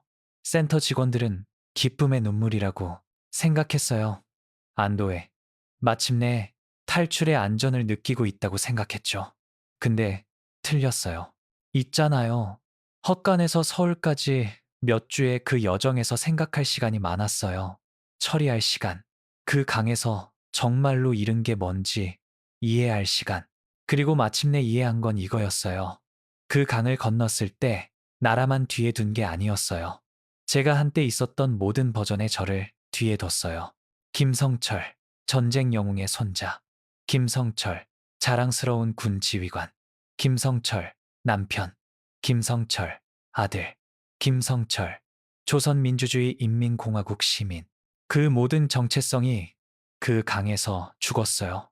그리고 반대편에서 나온 건 아무도 아니었어요. 역사 없는 몸이었죠. 나라 없는 남자, 목적 없는 사람. 북한에서 탈출하는 것에 가장 잔인한 아이러니가 뭔지 아세요? 시스템 안에서 평생을 자유를 갈망하며 살아요. 자유가 이 영광스러운 것이 될 거라고, 가벼움의 감정이 무한한 가능성의 감정이 될 거라고 상상하죠. 근데 마침내 얻었을 때 마침내 자유로워졌을 때 깨달아요. 자유가 무섭다는 걸요. 왜냐하면 북한에서는 시스템이 아무리 끔찍했어도 적어도 내가 누군지 알았거든요. 사회에서의 내 위치가 정의됐어요. 내 목적이 정해졌죠. 내 행동들이 지시됐고요. 누가 될지 결정할 필요가 없었어요. 시스템이 대신 결정했죠. 근데 여기 한국에서는 갑자기 모든 걸 결정해야 했어요. 누군지, 뭘 믿는지, 뭘 가치 있게 여기는지, 내 삶으로 뭘 할지, 그리고 답이 없었어요. 왜냐하면 한때 가졌던 모든 답들이 이제 거부하는 시스템의 일부였거든요. 정착센터 사람들이 물었어요. 뭐 하고 싶으세요? 어떤 종류의 일에 관심 있으세요? 대답할 수 없었어요. 왜냐하면 한때 있었던 유일한 게 군 지휘관이었거든요. 그리고 그 일, 그 정체성은 이제 거짓말이라고 아는 이념 위에 세워졌어요. 옛날 삶이 기반했던 모든 게 허구였을 때 어떻게 새 삶을 세워요? 물었어요. 가족과 연락하고 싶으세요? 메시지 보내는 걸 도와드릴 수 있어요. 아니라고 해야 했어요. 왜냐하면 연락하면 그들을 더 위험에 빠뜨릴 거거든요. 제 탈북을 확인할 거예요. 당국에 그들을 더 심하게 처벌할 이유를 줄 거고요. 그들에 대한 제 사랑은 다시는 그들과 말할 수 없다는 걸 의미했어요. 그게 자유의 불가능한 방정식이었어요. 혜진이에 대해 물었어요. 아내가 있는지, 데려오려고 시도하고 싶은지, 그리고 아니라고 설명해야 했어요. 그녀가 아마 이제 저를 미워할 거라고, 아마 공개적으로 저를 비난하도록 강요받았을 거라고, 살아남으려면 제적이 되어야 했을 거라고요. 그리고 그게 옳은 거였어요. 살아있기 위해 해야 했던 거였죠. 근데 여전히 아팠어요. 저를 가장 사랑했던 사람이 이제 저를 미워하는 척 해야 한다는 걸 아는 게 아팠어요. 5명의 병사들, 정수와 다른 사람들이 제 관대함에 대한 처벌로 아오지로 보내졌다는 걸 아는 게 아팠죠. 제 탈북이 아마 그들의 운명을 봉인했을 거예요. 저 자신을 구하기로 한 제 결정이 그렇게 많은 다른 사람들을 저주했다는 걸 아는 게 아팠어요. 그리고 저를 괴롭히는 질문. 어떤 날들은 여전히 저를 괴롭히는 질문은 그만한 가치가 있었을까? 제 자유가 그들의 고통보다 더 가치 있을까? 제 양심이 그들의 안전보다 더 가치 있을까? 선택할 제 권리가 그들의 삶보다 더 가치 있을까? 그 질문에 깔끔한 답이 없어요. 어떤 사람들은 탈북자 이야기를 들을 때 간단하기를 원해요. 나쁜 시스템, 좋은 탈출, 해피엔딩이기를 원하죠. 근데 간단하지 않아요. 왜냐하면 탈출한다는 건 단순히 자유를 얻는 게 아니거든요. 뒤에 남기는 모든 사람의 안전보다 당신의 자유를 선택하는 것이기도 해요. 그리고 매일 그 선택과 함께 살아야 해요. 그럼 한국에 도착했을 때 왜 울었을까요? 울었어요. 왜냐하면 마침내 이해했거든요. 한 종류의 감옥을 다른 것으로 바꿨다는 걸요. 북한에서는 제 몸, 제 행동, 제 말을 통제하는 시스템의 죄수였어요. 근데 여기서는 제 죄책감, 제 고통, 제 상실의 죄수였죠. 원하는 걸 할 자유가 있었지만 그 자유를 선택해서 상처 입힌 모든 사람의 기억에 묶여 있었어요. 울었어요. 왜냐하면 깨달았거든요. 다시는 완전해질 수 없을 거라는 걸요. 제 일부는 항상 그 강에 있을 거예요. 제 일부는 항상 그 막사에 있을 거죠. 정수의 푹 꺼진 눈을 바라보면서요. 제 일부는 항상 그 아파트에 있을 거예요. 마지막으로 혜진이가 자는 걸 바라보면서요. 울었어요. 왜냐하면 이해했거든요. 자유가 이야기의 끝이 아니라는 걸요. 그냥 다른 이야기의 시작일 뿐이에요. 더 복잡한 이야기.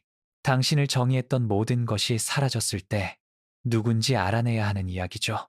그리고 그건 솔직히 얼어붙은 강보다 더 무서워요. 근데 그날 이후 몇 년 동안 배운 것도 있어요. 배웠어요. 이 상처, 이 망가짐, 두 세계 사이에 나뉘어진 이 느낌이 낫지 않아요. 사라지지 않죠. 근데 변화해요. 천천히, 아주 천천히 새로운 정체성을 세웠어요. 나라나 시스템이나 계급에 기반하지 않은 선택에 기반한 제 이야기를 말하기로 한 선택. 뒤에 남긴 사람들을 존중하기로 한 선택. 그들의 고통이 뭔가를 의미하게 만드는 방식으로 살면서요. 제 자유를 저만을 위해서가 아니라 아직 자유가 없는 사람들을 증언하기 위해 사용하기로 한 선택. 더 이상 김성철, 지휘관이 아니에요. 근데 단순히 탈북자도 아니에요. 난민도, 피해자도, 불가능한 강을 건넌 사람이에요. 끔찍한 대가를 치른 사람, 결코 낫지 않을 상처를 짊어진 사람.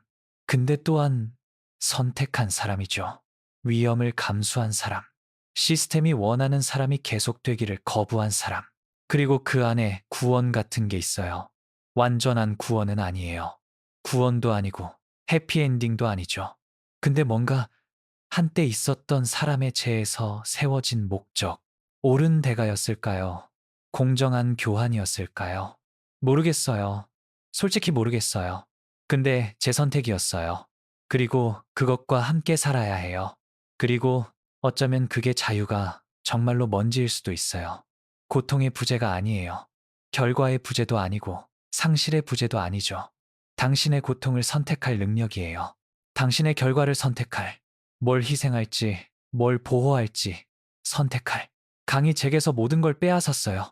제 나라, 제 가족, 제 정체성, 제 오른발도요. 그런데 말이죠. 헛간에서 그 몇 주 동안 발가락 3개를 잃었어요. 그리고 완전한 감각은 결코 되찾지 못했죠. 근데 뭔가도 줬어요. 그 후에 누가 될지 선택할 능력을 줬어요. 그리고 그 능력은 아무리 무섭든, 아무리 비싸게 들었든, 아무도 다시는 제게서 빼앗을 수 없는 거예요. 그래서 네, 울었어요. 잃은 모든 것에 대해 울었어요. 근데 또한 그 울음 안에 숨어서 뭔가 더 있었어요. 인정하는데 몇 년이 걸린 뭔가의 작은 씨앗. 감사. 고통에 대한 감사가 아니에요. 아픔에 대한 감사도 아니고 누가 될 수 있을지 알아낼 기회를 가지기 위해 살아남은 것에 대한 감사예요. 그리고 그 기회는 제가 그 강을 건넌 이유예요. 제 이야기에서 뭔가 이해하기를 원한다면 이거예요. 자유는 얻는 게 아니에요. 세우는 거예요. 매일 하는 모든 선택으로요. 한국에 온 지 몇 년이 됐어요. 언어를 제대로 배웠죠. 일을 찾았어요. 삶 같은 걸 세웠고요. 근데 어떤 날들은 아직도 깨어나서 제가 누군지 모르겠어요. 어떤 날들은 아직도 그 강에 대한 꿈을 꿔요. 그리고 어떤 날들은 다른 선택을 했다면 어땠을까 궁금해해요. 근데 배운 게 있어요. 만약에 살 수는 없어요. 현재에만 살 수 있죠. 그리고 현재는 이거예요. 살아있어요. 자유로워요. 그리고 그 자유로 뭘 할지 선택할 능력이 있어요. 그 능력은 축복이면서 동시에 짐이에요. 근데 제 거예요. 그리고 아무도 제게서 빼앗을 수 없어요. 가끔 사람들이 후회하냐고 물어요. 그리고 솔직한 답은 네. 그리고 아니요. 제가 일으킨 고통을 후회해요. 뒤에 남긴 사람들을 후회하죠. 제 자유가 그렇게 많은 대가를 치러야 했던 걸 후회해요. 근데 선택한 걸 후회하지는 않아요.